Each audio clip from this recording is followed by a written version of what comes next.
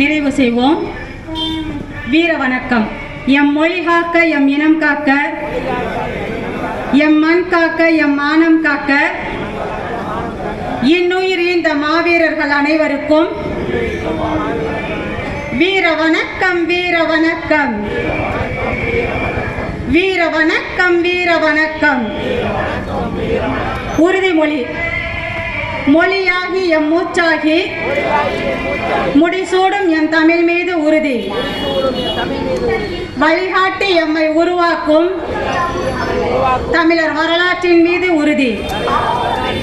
விழிமூடி துயில்கின்ற வீர வேங்கைகள் மீது உறுதி. இனிமேலும் ஓயோம், இழிவாக வாழோம். உறுதி உறுதி. வென்றெடுப்போம் தமிழர் உரிமைகளை, கட்டி எழுப்புவோம் தமிழர் உலகத்தை. வென்றாக வேண்டும் தமிழ், ஒன்றாக வேண்டும் தமிழர். தமிழால் இணைந்து நாம் தமிழராய் தலை நிமிர்வோம். நாம் தமிழர், நாம் தமிழர், நாம் தமிழர்.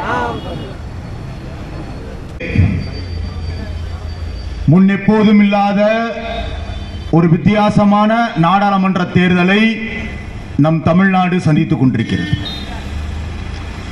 என்னவென்றால் 4 முனை தேர்தல். இவர்கள் களத்திலே இல்லை. கருத்து கணிப்புகளில் திராவிட முன்னேற்ற கழக கூட்டணி, அண்ணா திராவிட முன்னேற்ற கழகம், பாஜக அப்படி என்று சொல்லி அடுத்ததாக கீழே மற்றவர்கள் மற்றவர்கள் மற்றவர்கள் என்று மட்டுமே ஊடகங்கள் சொல்லிக் கொண்டிருக்கும் வேளையிலும் அடுத்ததாக சொல்கிறார்கள் நாம் தமிழர் கட்சியும் களத்தில் முந்திக் கொண்டு இருக்கிறது என்று. என்னவென்றால் இதுவரை நீங்கள் 17 பிரதமரை தேர்ந்தெடுத்துள்ளீர்கள். 17 பிரதமர்களை தேர்ந்தெடுப்பதற்காக மதுரையில் இருந்து 17 எம்பிக்களையும் தேர்ந்தெடுத்துள்ளீர்கள். இந்த 17 எம்பிகள் யார் என்றால், நாடாளுமன்ற உறுப்பினர்கள் யார் என்றால், நீங்கள் மறுபடி ஏமாந்து வாக்கு செலுத்திய அதே கட்சிகள். தற்போது இந்திய ஒன்றியத்தில் ஆண்டு கொண்டிருக்கும் பாரதிய ஜனதா கட்சி நாள்தோறும் கடந்த 10 ஆண்டுகளில் நாள்தோறும் நம்மை எவ்வளவு துன்புறுத்திக் கொண்டிருக்கிறது, எவ்வளவு வஞ்சித்துக் கொண்டிருக்கிறது, குறிப்பாக தமிழ்நாட்டை, தமிழர்களை எவ்வளவு தூரம் ஏமாற்றிக் கொண்டிருக்கிறார்கள் என்று உங்களுக்கு நன்றாகவே தெரியும். இன்னைக்கு ஒரு ரிப்போர்ட் வந்திருக்கிறது. சேமிப்பு என்பது 5% குறைந்துள்ளது. நாட்டில் சேமிப்பே இல்லை, விவசாயம் இல்லை, சிறு குறு தொழில்கள் இல்லை. முன்னாடியாவது மதுரையில் வந்துட்டு எப்பயுமே சிறுவாடா சேர்த்து வைப்போம் சொல்லி சொல்லுவோம். சிறுவாடா சேர்த்து வைக்கிறாங்க அப்படின்னு சொல்லி சொல்லுவோம். அதாவது ஒரு 10,000 ரூபாய் சம்பாதிக்கிறோம்னா செலவுகள் அதெல்லாம் போக மாசம் எப்படியாவது ஒரு 2,000 ரூபாய் 2,500 ரூபாய் எங்கிட்டாவது பக்கத்துலயாவது சேர்த்து வைப்போம், இல்லாட்டி வங்கியில போடுவோம். இப்ப இல்ல, கடன் அதிகரித்துள்ளது. 41% கடன் அதிகரித்துள்ளது. சேமிப்பு குறைந்துள்ளது. பொருளாதாரம் இல்லை. இதை ஏமாற்றுவதற்காக அவன் மதங்களை இழுத்துக் கொண்டிருக்கிறான். அன்புக்குரிய உறவுகளே, கடந்த ஆண்டு நீங்கள் பார்த்திருப்பீர்கள், மணிப்பூரில் 2 பெண்களை நிர்வாணமாக அடித்து இழுத்து சித்திரவதை செய்த அந்த காணொளியை, காண முடியாத ஒரு காணொளியை நாம் எல்லோருமே பார்த்திருப்போம். நம் இந்திய ஒன்றிய பிரதமர் அதற்கு பதில் கூட சொல்லவில்லை. இப்படி ஒரு கலவரம் நடக்கிறது என்ற அக்கறை கூட இல்லை. இப்படியாக ஒரு ஆட்சி நடந்து கொண்டிருக்கிறது. அவர்களும் உங்கள் மத்தியில் ஓட்டு கேட்டு வருவார்கள், வாக்கு கேட்டு வருவார்கள். இதற்கெல்லாம் மணிப்பூர் கலவரத்திற்கு ஐயகோ என்று குரல் கொடுத்த நம் ஐஎன்டிஏ கூட்டணியைச் சேர்ந்த ஐயா ராகுல் காந்தி அவர்கள், திராவிட முன்னேற்ற கழக தலைவர் அவர்கள், மரியாதைக்குரிய ஐயா ஸ்டாலின் அவர்கள் அனைவரும் ஐயகோ என்றார்கள். ஆனால் 2009 நம் சகோதரிகள், நம் குழந்தைகள் கருவிலே கொல்லப்பட்டார்கள். அதற்கு இவர்கள் வாயவே திறக்கவில்லை. கம்யூனிஸ்ட் கட்சியும் வாயை திறக்க. கம்யூனிஸ்ட் கட்சி ஏதாவது பேசி இருக்கிறதா? இல்லை. இனப்படுகொலைக்கு ஏதாவது பேசி இருக்கிறதா? இல்லை. இப்படியான ஒரு சூழ்நிலையில் நீங்கள் வாக்கு செலுத்த போவது யாருக்கு? நம்மை தினம் தினம் ஏமாற்றிக் கொண்டிருக்கும் இதே இந்த நாடாளுமன்ற உறுப்பினர்களை மறுபடியும் டெல்லிக்கு அனுப்பி வைத்து நீங்கள் என்னத்தை கண்டீர்கள்? நமக்கான விடியல்கள் வந்துள்ளதா? நமது பொருளாதாரம் முன்னேறியுள்ளதா? நம் பெண் குழந்தைகள் பாதுகாப்பாக இருக்கிறார்களா? இல்லை. ஆனாலும் நீங்கள் மீண்டும் மீண்டும் மீண்டும் செய்து கொண்டிருக்க ஒரே தப்பு அதுதானே ஜெயிக்க போகிறது. அப்ப அதுக்கு தானே ஓட்டு போடணும். இது நல்லா இருக்கா? நீங்களே சற்று யோசித்து பாருங்க.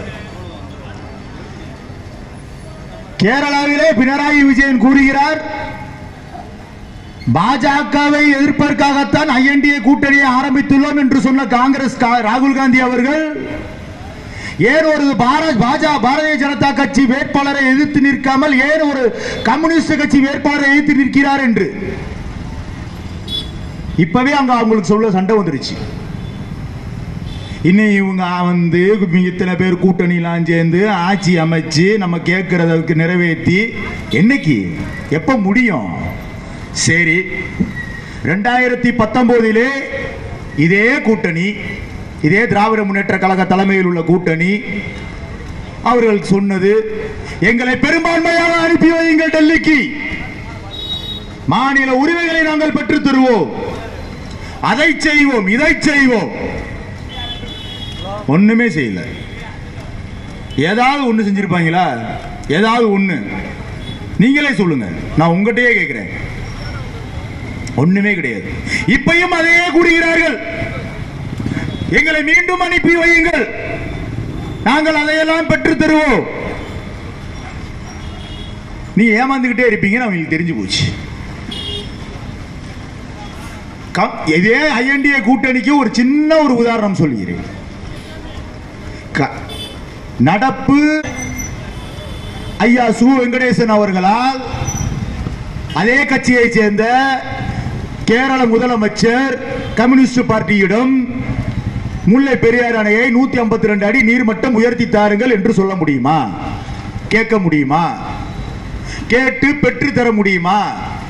வைகை நதியே நம்பிக்கொண்டு இருக்கும் 5 மாநிலங்களில் வாழ்வாதாரம் இல்லை. வாழ்வாதாரம் தானே அது. ஒரு வார்த்தை பேசியிருப்பாரா நாடாளுமன்றத்தில்? இல்லை, எதுவுமே இல்லை.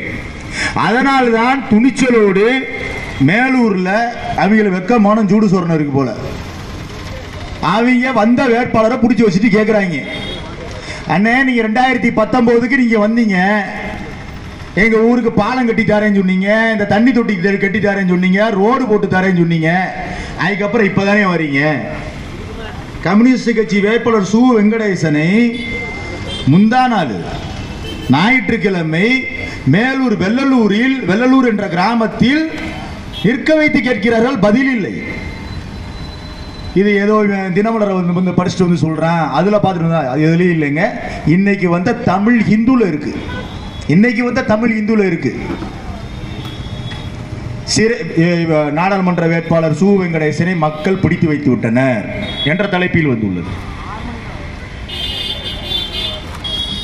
கம்யூனிஸ்ட் கட்சி கொள்கைகள், அவர்களின் சித்தாந்தங்கள் எப்போதோ செத்து போய்விட்டது இந்தியாவில். அதுவும் தமிழ்நாட்டில் இவர்கள் எப்போது 25 கோடி ரூபாய் திராவிட முன்னேற்ற கழகத்திடம் நிதியாக பெற்றார்களோ அன்றோடு முடிந்து போய்விட்டது. இவர்கள் எப்படி மக்கள் பிரச்சனைக்காக, உங்களுக்காகவும் எனக்காகவும் யாருக்காக பேச போகிறார்கள்? இடஒதுக்கீடு என்பது பறிக்கப்பட்ட உரிமைகளை மீட்பதற்காக அண்ணல் அம்பேத்கரால் கொண்டு வரப்பட்டது இடஒதுக்கீடு. அதை பொருளாதார இடஒதுக்கீடு என்று கொண்டு வரும் சொல்லும் போது முதலில் கையை தூக்கியது கம்யூனிஸ்ட் கட்சிகள். அவங்க அங்கேயும் ஒன்றும் செய்ய மாட்டாங்க, மதுரைக்கும் ஒன்றும் செய்ய மாட்டாங்க. இந்த பகுதியில் எண்ணற்ற அப்பள கம்பெனிகள் இருக்கிறது, எண்ணற்ற சில்வர் பட்டறைகள் இருக்கிறது. எவ்வளவு பெரிய மார்க்கெட்டிங் தெரியுமா அது? சர்வதேச அளவில் இங்கிருந்து அப்பளங்கள்லாம் போய்கிட்டு இருக்குது. இதுக்கு எவ்வளவு மானியங்கள் வாங்கியிருக்கலாம், இதை நடத்துறவங்க, இதில் வேலை பார்க்குற ஆளுகளுக்கு எவ்வளோ பெரிய வேலைகளை செஞ்சுருக்கலாம், இஎஸ்ஐ பிஎஃப் எவ்வளோ விஷயங்கள் பேசியிருக்கலாம். ஏன் அப்பள கம்பெனி ஊழியர்கள் சில்வர் பட்டறையில் வேலை பார்க்குறவங்களாம் உங்களுக்கு தொழிலாளர் வர்க்கமாக தெரியலையா? தெரியாது. எலைட் கம்யூனிஸ்டுகளுக்கு அது தெரியாது. அவர்களுக்கு தேவை எங்களுக்கு ஓட்டு போடுங்க, நாங்கள் திமுகவுக்கு விசுவாசமாக இருக்கணும், அவ்வளவுதான், வேற எதுவும் கிடையாது. இந்த தேர்தலும் முடிஞ்சிருச்சுன்னா அண்ணா திராவிட முன்னேற்ற கழகத்துக்கு விசுவாசமாக இருக்கணும். நீங்க இதெல்லாம் பார்த்துக்கிட்டு தான் இருக்கிறீங்க. இதை நாங்கள் சொல்லிலாம் உங்களுக்கு தெரிய வேண்டிய அவசியமே கிடையாது. நாம் தமிழர் கட்சி உங்களுக்கு சொல்லணும் அவசியமே கிடையாது. இந்த கொடுமைகளை, இந்த சீரழிவுகளை, இந்த விலைவாசி உயர்வை நமக்காண்டி பேசுறதுக்கு என்னதான்டா பண்றாங்க? ஒருத்தன் கூட பேச மாட்டேன்றா நினைச்சிட்டு இருக்கீங்க, நாங்க பேசிக்கிட்டு இருக்கிறோம். ஆனா எங்களை நீங்க என்ன பண்றீங்க? இல்ல இவங்களுக்கு ஓட்டு போட்டா அந்த அவங்க வந்துருவாங்கன்னு சொல்லிட்டு எந்த கிறுக்கு பயில உள்ள சொல்றதை கேட்டுட்டு நீங்க இன்னும் நம்பிக்கிட்டு இருக்கிறீங்க. எங்களுக்கு ஓட்டு போட்டா நாங்க தானே வருவோம். நாம் தமிழர் கட்சிக்கு ஓட்டு போட்டா நாம் தமிழர் கட்சி தானே வரப்போகுது. ஏன் மத்தவன் சொல்றதே நீங்க கேட்கிறீங்களே? நீங்க எல்லாம் என்னைக்கு சிந்திக்க போறீங்க? மேலூரில் கேள்வி எழுப்ப தெரிந்த மக்களுக்கு மதுரை தெற்கு பகுதியில் கேட்க தெரியாதா? சரி, அடுத்து நீட்டுன்னு ஒண்ணு கொண்டு வராங்க. நாங்க வந்தா அதாவது எப்படி மாநில அரசுக்கு கல்வியை அதை நாங்கள் கொடுத்து விடுவோம் என்று சொல்லவில்லை அவர்கள். தேர்தல் அறிக்கையில் நீங்க நல்லா பாருங்க. உங்ககிட்ட புளிக்கிட்டு இருப்பாங்க, அவங்க வந்துட்டாங்கன்னா நீட்டை நம்ம கொடுத்துருவேன்னு சொல்லி கிடையாது. நல்லா பாருங்க, விருப்பப்பட்டால் நாங்கள் நீட்டுக்கு நாங்கள் இது பண்ணுவோம் என்று.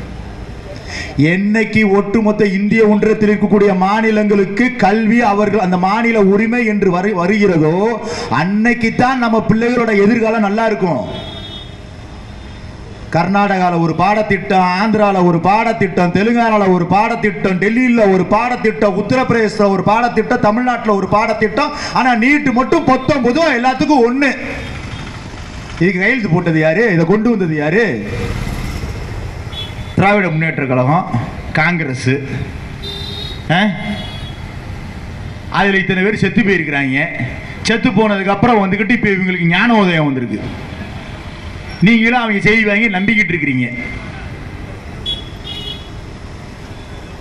எதிர்கட்சி தலைவராக இருக்கும்போது ஐயா ஸ்டாலின் அவர்கள் இடைநிலை ஆசிரியர்களுக்கான பணியை நான் நிரந்தரமாக்குவேன், ஊதிய உயர்வு சரிக்கு சமமாக வழங்குவேன், வந்தவுடனே செய்வேன் என்றெல்லாம் சொன்னார். கடந்த ஆண்டு அந்த ஆசிரியர்கள் 15 நாட்களாக சென்னையில் பட்டினி கிடந்த போது, கை குழந்தையுடன் பட்டினி கிடந்த போது, ஒரு ஆசிரியர் மயங்கி விழுந்த போது என்னவென்று கூட ஒரு கம்யூனிஸ்ட் கட்சிக்காரன் கூட வரல. கம்யூனிஸ்ட் கட்சி பொலிட் பீரோல வந்து பேசினாங்களா? ஏன் இடைநிலை ஆசிரியர்கள் அந்த வர்க்கத்தில் வரமாட்டாங்களா? உழைக்கும் வர்க்கத்தில் வரமாட்டாங்களா? அவங்க ஓட்டு மட்டும் வேணும். இன்னைக்கு சொல்றாங்க நாங்க வந்துட்டோம்னா அடுத்த வேலை இந்த வேலையை பண்ணிடுவோம். 3 வருஷம் என்ன ராஜா பண்ணீங்க? 9 லட்சம் ரூபாய் கடன் வாங்கி இருக்கிறோம். ஐயா எடப்பாடி இருக்கும்போது 6 லட்சம் இருந்துச்சு, இவங்க 3 வருஷத்துல 9 லட்சம் ரூபாய் கடன் விளங்கிடும்.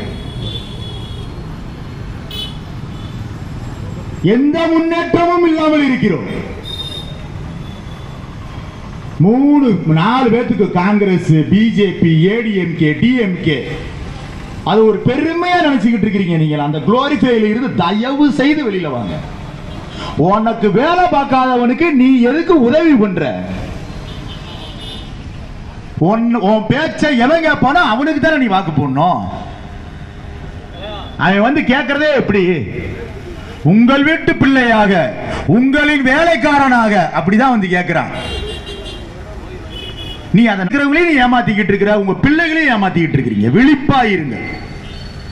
தயவு கூர்ந்து அன்பார்ந்தவர்களே, அன்பு உடன் பிறந்தவர்களே, தயவு கூர்ந்து விழிப்பாயிருங்கள்.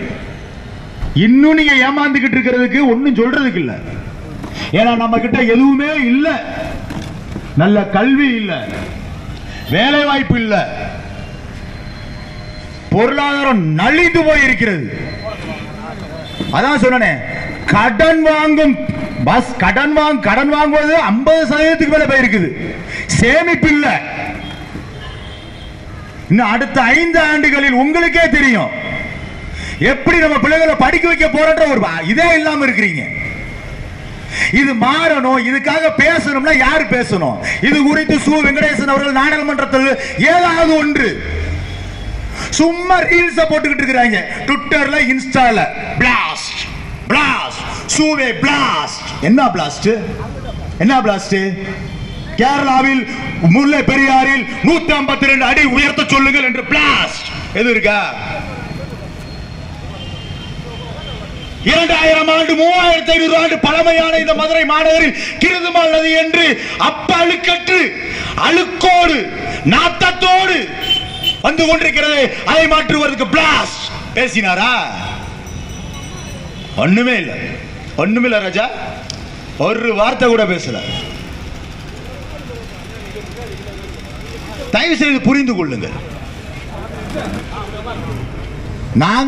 நாம் தமிழர்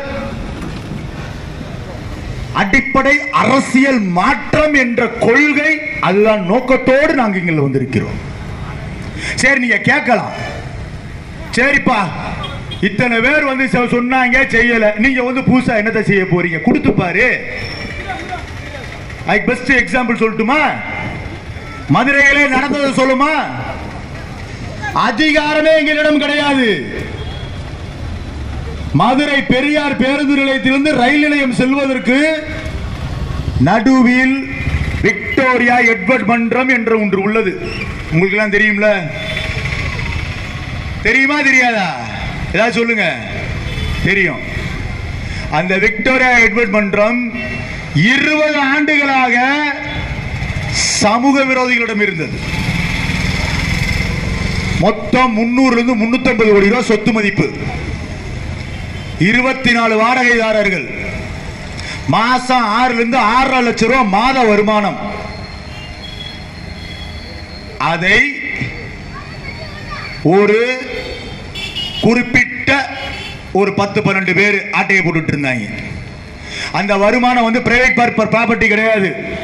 அதில் வரக்கூடிய வருமானத்தை வைத்து, அந்த வாடகையிலிருந்து வரக்கூடிய வருமானத்தை வைத்து நூலகம், புத்தகங்கள் வாங்கி போடணும்.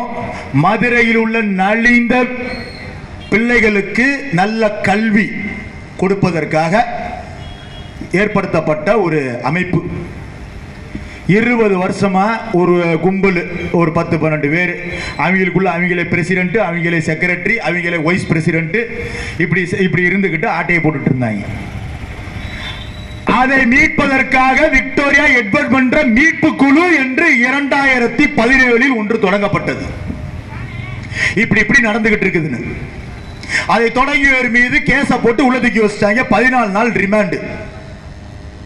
நாம் தமிழர் தம்பிகள் வந்தார்கள். தொடர் போராட்டம். 2018 போராட்டம், 2019 போராட்டம், சட்ட போராட்டம். வா லீகல். எங்ககிட்ட அரசு அதிகாரம் கிடையாது, அரசு கிடையாது. நாம் தமிழர்கிட்ட எதுவும் கிடையாது ராஜா. வா தொடர்ந்து சேவை. இது மக்களுக்கான பிரச்சனை. பொதுமக்களுக்கு தேவை இருக்கக்கூடிய ஒரு சொத்து. ஒருத்த ஆட்டையை போட்டுட்டு இருக்கிறான், வா சண்டை போடுவோம். வா போட்டோம். விடாமல் முயற்சி முயற்சி முயற்சி. இங்கிருந்து சென்னைக்கு போறது, சென்னை ஹைகோர்ட்ல இருக்கிறது, அங்க இருக்கிற வழக்கறிஞர்களை பார்க்கிறது, மறுபடியும் மதுரைக்கு வர்றது. தொடர் போராட்டம். கொரோனா இதெல்லாம் வந்துச்சு. 2022 எங்க அண்ணன் செந்தமனன் சீமா ஒரே ஒரு நாள் வந்தாரு. இது நூலகம் தானே, பொது நூலகம் தானே, நான் உள்ள போய் புஸ்தகம் படிக்கணும்னு சொல்லிட்டு ஒரு 5 நிமிஷம் நின்று பேசினார். 2023 கடந்த ஏப்ரல் மாதம், இதே போன்ற ஒரு ஏப்ரல் மாதம் ஹைகோர்ட்டில் முடிவானது. விக்டோரியா எட்வர்ட் மன்றம் அங்கு ஆக்கிரமித்தவர்களை விரட்டி அடித்து அது அரசின் கட்டுப்பாட்டில் கொண்டு போய் இன்று அதன் மாத வாடகை ரிஜிஸ்டர் ஆபீஸ்ல வாங்கிட்டு இருக்காங்க. நாம் தமிழர் கட்சி செய்தது. விக்டோரியா எட்வர்ட் மன்ற மீட்பு குழு அந்த ஒரு மனுவை எடுத்துக்கொண்டு அப்போது ஆளுங்கட்சியில் இருந்த அண்ணா திராவிட முன்னேற்ற கழக ஆள்களிடம் கொண்டு போய் சேர்த்தார்கள். கண்டுக்கிடல. திராவிட முன்னேற்ற கழக ஆட்களிடம் கொண்டு போய் சேர்த்தார்கள், கண்டுக்கல்ல. பாரதிய ஜனதா கட்சியிடம் கொண்டு போய் சேர்த்தார்கள், கண்டுக்கல்ல. அன்புக்குரிய நண்பர்களே, உறவுகளே, சொந்தங்களே, 2019 முதல் நாடாளுமன்ற உறுப்பினர் சு வெங்கடேசனிடமும் அந்த மீட்பு குழுவினர் போய் மனுவை கொண்டு போய் கொடுத்தார்கள். ஐயா இந்த மாதிரி இருக்குது ஐயா, 300 கோடி ரூபாய் சொத்தை ஆட்டையை போட்டிருக்கிறாங்க. கண்டுக்கிடவே இல்லை, அந்த பக்கமே வரலங்க. என்னன்னு கூட எட்டி பார்க்கல. மதுரை மத்தியில் இருக்கக்கூடிய 300 கோடி ரூபாய் சொத்தை 12 பேர் கொண்டு போய் ஆட்டையை போட்டிருக்கிறாங்க, எம்பிட்ட கொண்டு போய் கொடுக்கிறாங்க, என்னன்னு கூட கேட்கல. இந்த ஆளுக்கு நீங்க மறுபடியும் ஓட்ட போட்டுக்கிட்டு உங்க வாழ்க்கையும் தொலைச்சிக்கிட்டு என்னன்னு கேட்டா ஒரு கௌரவங்க, இதைத்தானங்க செய்யணும். இல்லை, ஜெயிக்க போற கட்சி நினைச்சுக்கிட்டு இருக்கிறீங்க. கருத்து கணிப்புகள் இப்போது வந்து கொண்டிருக்கிறது. அன்பார்ந்த உடன் பிறந்தவர்களே, 8 தொகுதியில் நாம் தமிழர் கட்சி வரும் சொல்லி போட்டுட்டு இருக்கிறாங்க. பல இடங்களில் 2ஆம் இடத்தை நாம் தமிழர் கட்சி நோக்கி சென்று கொண்டிருக்கிறது. என்னவென்றால் இளைய சமுதாயம் புரிந்துள்ளது, நமக்கான தேவை யார் என்று இளைய சமுதாயம் புரிந்துள்ளது. இளைஞர்கள் இளைஞர்கள் புரிந்துள்ளார்கள். அவன் பேச்செல்லாம் கேட்கவே மாட்டான். ஏன்னா அவனுக்கு அவன் எதிர்காலம் முக்கியம். அவனுக்கு தெரியும் நம்ம எதிர்காலம் முக்கியம், அவருக்கு தெரியும். இதுதான் இவ்வளவு நாள் நீங்க சொல்றத அவங்க கேட்டுட்டு இருந்தாங்க, வீட்டு பசங்க கேட்டுட்டு இருந்தாங்க. இனிமேல் அவங்க சொல்றதையாவது நீங்க கேளுங்க, காது கொடுத்து கேளுங்க. சரிதான், நீ சொல்றதாண்டா கரெக்ட், போதும்டா. இவ்வளவு நாள் இவங்க நம்ம தலையில ஏறி அரைச்சு மொட்டை அடிச்சு நம்மளை ஆண்டி ஆக்கி விட்டது போதும்டா. அடுத்ததாக நீங்கள் ஒன்று கேட்கலாம், நீங்கள் ஏன் கூட்டணியே இல்லாமல் இருக்கிறீர்கள் என்று. ஒன்றே ஒன்றுதான் ராஜா, ஒன்னே ஒண்ணுதான். 2009 நாங்கள் தவித்த போது, எங்கள் உறவுகள் அங்கு செத்து மடியும் போது அன்றே முடிவெடுத்து விட்டோம், இனி இழப்பதற்கு ஒன்றுமில்லை. அத பாட்டா சொல்லணுமா? என்ன காயமான போதும் எங்கள் மேனி தாங்கிக் கொள்ளும், உங்க மேனி தாங்காது. உங்க மேனி நல்லா இருக்கணும்னா நாங்க எதற்கும் தயாரா இருக்கிறோம். வேணாம், காம்ப்ரமைஸ் போகணும். உங்களுக்கு புரியாது, அப்புறம் அவன் சொல்றதை கேட்கணும். இந்த இப்ப கம்யூனிஸ்ட் நிலைமையை பாருங்க. வேங்க வயல்ல குடிக்கிற தண்ணியில மலத்தை கலந்தாங்க, இன்ன வரைக்கும் கண்டுபிடிக்க முடியல. கந்தர்வகோட்டை சட்டமன்ற தொகுதி கம்யூனிஸ்ட் கட்சி வேட்பாளருடைய இதுக்குள்ளதான் வருது, அந்த தொகுதிக்குள்ளதான் வருது அந்த ஏரியா. என்ன செஞ்சிட்டார் ராஜா? கண்டுபிடிச்சு கொடுத்துட்டாங்களா? அழுத்தம் கொடுத்தாரா? இல்ல. இதை நீ தனித்து நின்று பார், மக்களை திரட்டி போய் செய்வோம். ஆணுக்கு பெண் சமம் என்பதில்லை, ஆணும் பெண்ணும் சமம் என்பதை சொல்ல நாம் தமிழர் கட்சியில் சார்பில் 20 ஆண்கள் 20 பெண்கள் நாடாளுமன்றத்தில் விட்டுப்பாரு. 40 பேர்த்தை நீ விட்டுப்பாரு, அவர்கள் கர்ச்சிப்பதை ஆடிரும். டெல்லி ஆடணும். இவங்க ஆடி இவங்க என்ன ஆட வாசிக்கிறாங்க? நீங்க என்ன பண்றாங்க போய்கிட்டு? இங்க நம்ம போன வருஷம் மதுரையில் மெட்ரோ ரயில் திட்டம் வரும் பட்ஜெட்ல உடனே அவர் அங்கிருந்துகிட்டு வீடியோ, ட்விட்டர்லயே தான் அவர் அரசியல். சு வெங்கடேசன் அவர் அரசியல் வந்து ட்விட்டர், இன்ஸ்டா கூட 2 பேர் வச்சிருக்கிறாங்க போல. அப்படியே பகுமானமா போயிட்டு பகுமானமா உடனே அவர் அங்கிருந்து வாழ்த்துக்கள், மதுரைக்கு மெட்ரோ ரயில் வருவது மனதிற்கு மிகவும் இனிப்பாக இருக்கிறது, காதுகளுக்கு இன்ப தேன் வந்து பாய்கிறது. ஏண்டாடே இருக்கிற ரோடு நல்ல பஸ்ஸு போக்குவரத்து, எதையாவது உன்னை விடுங்கடானா அதை விடுறது கிடையாது. என்னன்னு கேட்டா அவங்களுக்கு ஓய்வு பெற்ற போக்குவரத்து ஊழியர்களுக்கான சம்பளத்தை நான் வந்தா உடனே கிழிச்சு தள்ளிடுவேன். வழக்கம் போல நான் வந்தா கொடுத்துருவேங்க, எனக்கு ஓட்டு போட்டுருங்க. பாவம், அதுவும் கம்யூனிஸ்ட் தான் கூட இருக்குது. இதே கம்யூனிஸ்ட் கட்சி திமுக கூட கூட்டணியில் இருக்குது. அதே போக்குவரத்து தொழிலாளர் சங்கமா அவங்க கிட்ட இருக்குது. அடுத்த தொகையும் கொடுக்கல, ஒன்றும் கொடுக்கல. வரும் வரும் வரும். அதான் உனக்கு 25 கோடி ரூபா கொடுத்துருக்கிறேன் நான் தனியா, உனக்கு கட்சிக்கு கொடுத்துருக்கிறேன்ல, நீ எதுக்கு அவனுக்காக கேட்குற? அப்படிதானே அவன் கேட்பான். நீ தான் வாங்கிட்டே ராஜா, 25 கோடி ரூபா நீ வாங்கிட்டேல, அப்புறம் எப்படி அவன் உனக்கு கொடுப்பான்? உன்னை நம்பி ஓட்டு போட்டவங்களுக்கு எப்படி செய்வான் அவன்?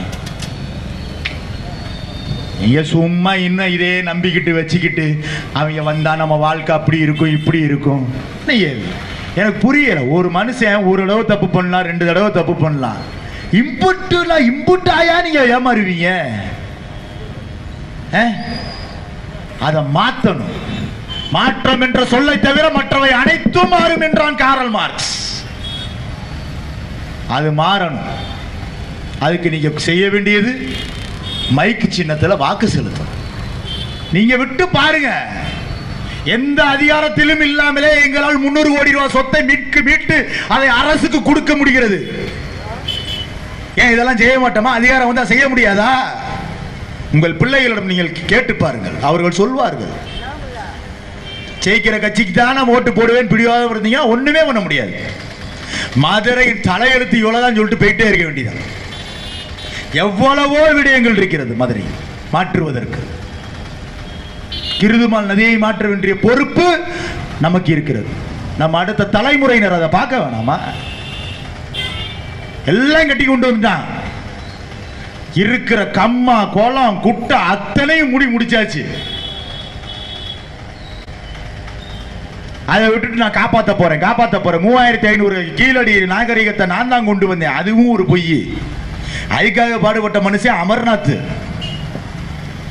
நம்மால அதுக்கு இன்சியல போட்டுக்கிட்டாப்ல கீழடி நாயகன். எனக்கு தனக்கு தானே கீழடி நாயகன் ஒரு பட்டத்தை வர போட்டுக்கிட்டாப்ல. நீங்க அப்படி சொல்ல வேண்டிய அவசியமே எங்களுக்கு கிடையாது. இதையெல்லாம் புரிஞ்சுக்கோங்க. கடந்த ஆட்சியில் go back Modi go back Modi go back Modi என்று இந்த ஆட்சியில் வந்தவுடன் வெல்கம் மோடி வெல்கம் மோடின்னு சொல்லிட்டு வெள்ளக்கொடையை காட்டிட்டு போயிட்டு இருக்கிறாங்க. அவங்களுக்குள்ள ஒரு டீலிங் இருக்குது. இவர்கள் வந்து அவங்களை பாசிஸ்ட விரட்டுவாங்களா? அங்க இந்திய ஒன்றியத்தில் பஞ்சாப் விவசாயிகள் உள்ளே வரக்கூடாதுன்னு சொல்லிட்டு இவர் கடப்பாறையை வைப்பாரு. நம்மால நம்மூர் விவசாயிகள் மீது குண்டாஸ் போடுவாரு. இவர் அவங்கள திட்டுவாரு. பஞ்சாப் விவசாயிகள் நிலைமையை பார்க்கும் போது ஐயோ சரி, நீங்களும் இதெல்லாம் நம்பிக்கிட்டு உண்மை நம்பிக்கிட்டு ஏமாறாதீர்கள். நமக்கான உரிமைகளை மீட்பதற்காக நம் பெண் பிள்ளைகள் பாதுகாப்பாக வாழ வேண்டும் என்றால் ஏ நோ டு ABCD என்று சொல்லுங்கள். ADMK, B for BJP, C for Congress and Communist, D for DMK, vote for NTK. பெண் பிள்ளைகளின் பாதுகாப்பிற்காக, சிறு குறு தொழில்களின் வளர்ச்சிக்காக, முல்லை பெரியார் அணை 152 உயர்த்துவதற்காக. இதெல்லாம் அங்க போய் பேச மாட்டாங்க இங்க ஆளுங்க. அவங்க கர்ஜிக்கிற கர்ஜிப்புல அவங்க பயந்து நடக்கும். நீ ஓட்ட போடுங்க. அன்பார்ந்த உடன் பிறந்தவர்களே, மீண்டும் மீண்டும் உங்களுக்கு சொல்லிக் கொள்வது, நாம் ஏப்ரல் 19ஆம் தேதி இடும் வாக்கு இதுவரைக்கும் கட்சிக்காக தான் ஓட்டு கேட்டிருப்பார்கள். அவங்களுக்குன்னு ஒரு டார்கெட் இருக்குங்க. நீங்க தயவு செய்து புரிஞ்சுக்கோங்க. மாவட்ட செயலாளருக்குன்னு ஒரு டார்கெட் இருக்கும். உன் கட்டுப்பாட்டில் இருக்கக்கூடிய தொகுதியில் இருந்து எனக்கு MP வரல, இது வரலன்னா உனக்கு பதவி போயிருன்னு ஒரு டார்கெட் இருக்கும்.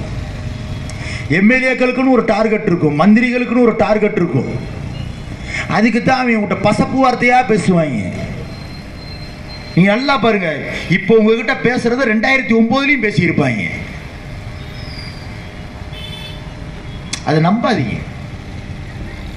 நம் பிள்ளைகளின் எதிர்காலம் வளமுடனும் நலமுடனும் வாழணும். நாட்டில் நடக்கிறதெல்லாம் பார்த்தா ஒரு பதட்டமாவே இருக்குது. கடந்த 10 ஆண்டுகளா ஒரு பதட்டமாவே இருக்கிறோம். என்ன பொருளை சாப்பிடணும், இந்த பொருளை சாப்பிடலாமா, இந்த கலர் துணியை போடலாமா, நம்ம பொம்பளை பிள்ளைகள்லாம் போயிட்டு பத்திரமா வருமா, வீட்டுக்கு வருதுங்களா? எப்போதும் இல்லாமல் கடந்த 3 ஆண்டுகளில் மதுரைக்குள் அவ்வளவு போதை வஸ்துகள். ஆகவே என் உடன் பிறந்தோர்களே, ஏப்ரல் 19ஆம் தேதி எதை பற்றியும் யோசிக்காதீங்க. நம்ம வாழ்க்கை நல்லா இருக்கணும், நம்ம குழந்தைகளின் எதிர்காலம் நல்லா இருக்கணும், நல்ல கல்வி கிடைக்கணும், சுத்தமான குடிநீர் கிடைக்கணும், சிறு குறு தொழில்கள் வந்துட்டு சர்வதேச அளவிற்கு நாம் இங்கிருந்து நம்மளுடைய தற்சார்பு பொருளாதாரத்தை கொண்டு செல்ல வேண்டும் என்ற எண்ணம் கொண்டோர் தயவு கூர்ந்து ஏப்ரல் 19ஆம் தேதி படித்தவர், பண்பாளர், யாதவா கல்லூரி பேராசிரியர் சகோதரி சத்யாதேவி அவர்களுக்கு வாக்கு செலுத்துங்க. எதுக்குமே பயப்படாதீங்க. கண்ணை மூடிட்டு போய், கண்ணை மூடிட்டு போய் உண்மைக்கு, நேர்மைக்கு, தூய்மைக்கு, எளிமைக்கு மைக் சின்னத்தில் வாக்கு செலுத்துங்கள். தமிழ் தாய் வாழ்க, தமிழ் தேசிய தலைவர் பிரபாகரன் வாழ்க, நாம் தமிழர். அருமை தமிழ் சொந்தங்களே, உங்கள் அத்தனை பேரையும் நாம் தமிழர் கட்சிக்கு சகோதரி அவர்களுக்கு மைக் சின்னத்திலே வாக்கு கேட்டு மாபெரும் பொதுக்கூட்டத்தினை இந்த பகுதி தம்பிகள் நடத்தி கொண்டிருக்கிறார்கள். நாம் இந்த கூட்டத்தை நடத்துவதற்கு எவ்வளவு பொருளாதார நெருக்கடியும் எவ்வளவு இன்னல்களையும் சந்தித்திருப்போம் என்று நமக்கு தெரியும். ஆனால் வண்டி வண்டியாக, லாரி லாரியாக ஆட்டு மந்தையை அடைப்பது போல் அடைத்து அள்ளி கொண்டு சென்று கொண்டிருக்கின்றார்கள். இந்த கொடுமையை எங்க போய் சொல்றது? ஒரு ஜனநாயக நாட்டில் ஒரு அரசியல் தெளிவு மிக்க மக்கள் வாழ்ந்த நாடு, அண்ணல் அம்பேத்கர் வாழ்ந்த நாடு, இப்படி பெரும் பெரும் அறிவு களஞ்சியத்துக்கு சொந்தக்காரர் வாழ்ந்த நாட்டிலே ஆட்டு மந்தையை அடைப்பது போல் வண்டியில் அடைத்து அள்ளி கொண்டு சென்று கொண்டிருக்கிறார்கள். எங்க போறாங்க? கொண்டு போய் பிராந்திகவாதில் இறங்கி விடுறாங்க. அங்க இறங்கி ஆளுக்கு ஒரு குவாட்ரு வாங்கி குடிச்சிட்டு அப்படியே நின்றுட்டு வாங்கி கொடுக்குற பிராந்தியை தின்னுட்டு வாங்கி கொடுக்குற பிரியாணியை சாப்பிட்டுட்டு போயிட வேண்டியது. ஆனா நீ போட போற ஓட்டு இந்த நாட்டு மக்களுக்கும் இந்த நாட்டையும் என்ன செய்ய போகுதுன்னு நினைச்சு பார்க்கணும். தயவு செஞ்சு நினைச்சு பாரு. சும்மா பிராந்திக்கு ஓட்ட போட்டுட்டு எதிரான சன்னதியை நடுத்தரவில் நிப்பாட்டிடாது. அதுக்காக தான் நான் இங்க வந்து கட்டிட்டு இருக்கோம். நல்லா சிந்திச்சு பாரு. ஏய், இத்தனை தொகுதி 40 தொகுதியையும் 2 தொகுதியை கம்யூனிஸ்ட் கட்சிக்கு கொடுத்துட்டு கரெக்டா மதுரை தொகுதியை கம்யூனிஸ்ட் கட்சிக்கு ஏன் ஒதுக்குறாங்க அப்படிங்கிற நீங்க புரிஞ்சுக்கணும். அதுல மிகப்பெரிய அரசியல் இருக்கு. மதுரை தொகுதியை கம்யூனிஸ்ட் கட்சிக்கு ஒதுக்குறதுக்கு காரணம் அதுல மிகப்பெரிய அரசியல் இருக்கு. உன் தலையில மண்ணெல்லி போட்ட மிகப்பெரிய அரசியல் இருக்கு. நான் நல்லா புரிஞ்சுக்கோ. இங்க கம்யூனிஸ்ட் கட்சிக்கு நீ ஓட்டு போட்டேன்னா முல்லை பெரியாறு அணை பிரச்சனையை பேச ஆள் கிடையாது. முல்லை பெரியாறு அணைக்கு குரல் கொடுக்க நாடாளுமன்றத்தில் உனக்கு ஆள் கிடையாது. ஏன்னா கேரளாவில் கம்யூனிஸ்ட் கட்சி ஆட்சியில் வந்தால் கண்டிப்பாக இங்க உள்ள கம்யூனிஸ்ட் கட்சி அவரைத்தான் ஆதரிப்பார்கள். ஆனால் அங்க உள்ள கம்யூனிஸ்ட் கட்சி கரெக்டா கேரளா ஆதரிப்பாங்க. பிஜேபி எடுத்துக்கோங்க. கர்நாடகாவில் உள்ள பிஜேபி கரெக்டா கர்நாடகத்தை ஆதரிப்பான். ஆனா இங்க உள்ள பிஜேபி இந்தியா ஒற்றுமையை தான் பேசுவான். காங்கிரஸ் கட்சி அதைத்தான் செய்வான்.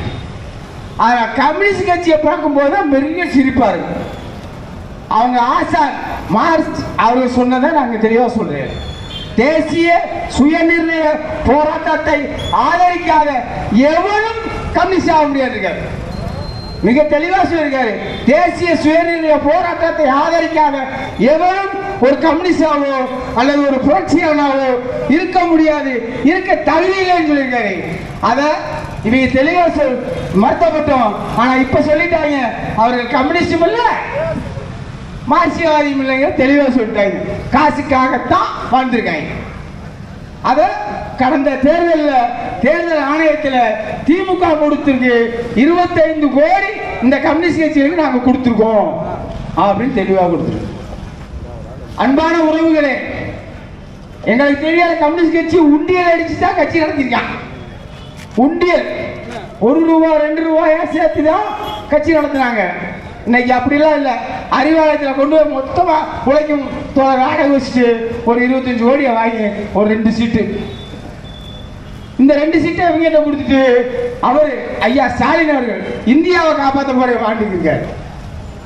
அவர் இந்தியாவை காப்பாற்ற போறார்.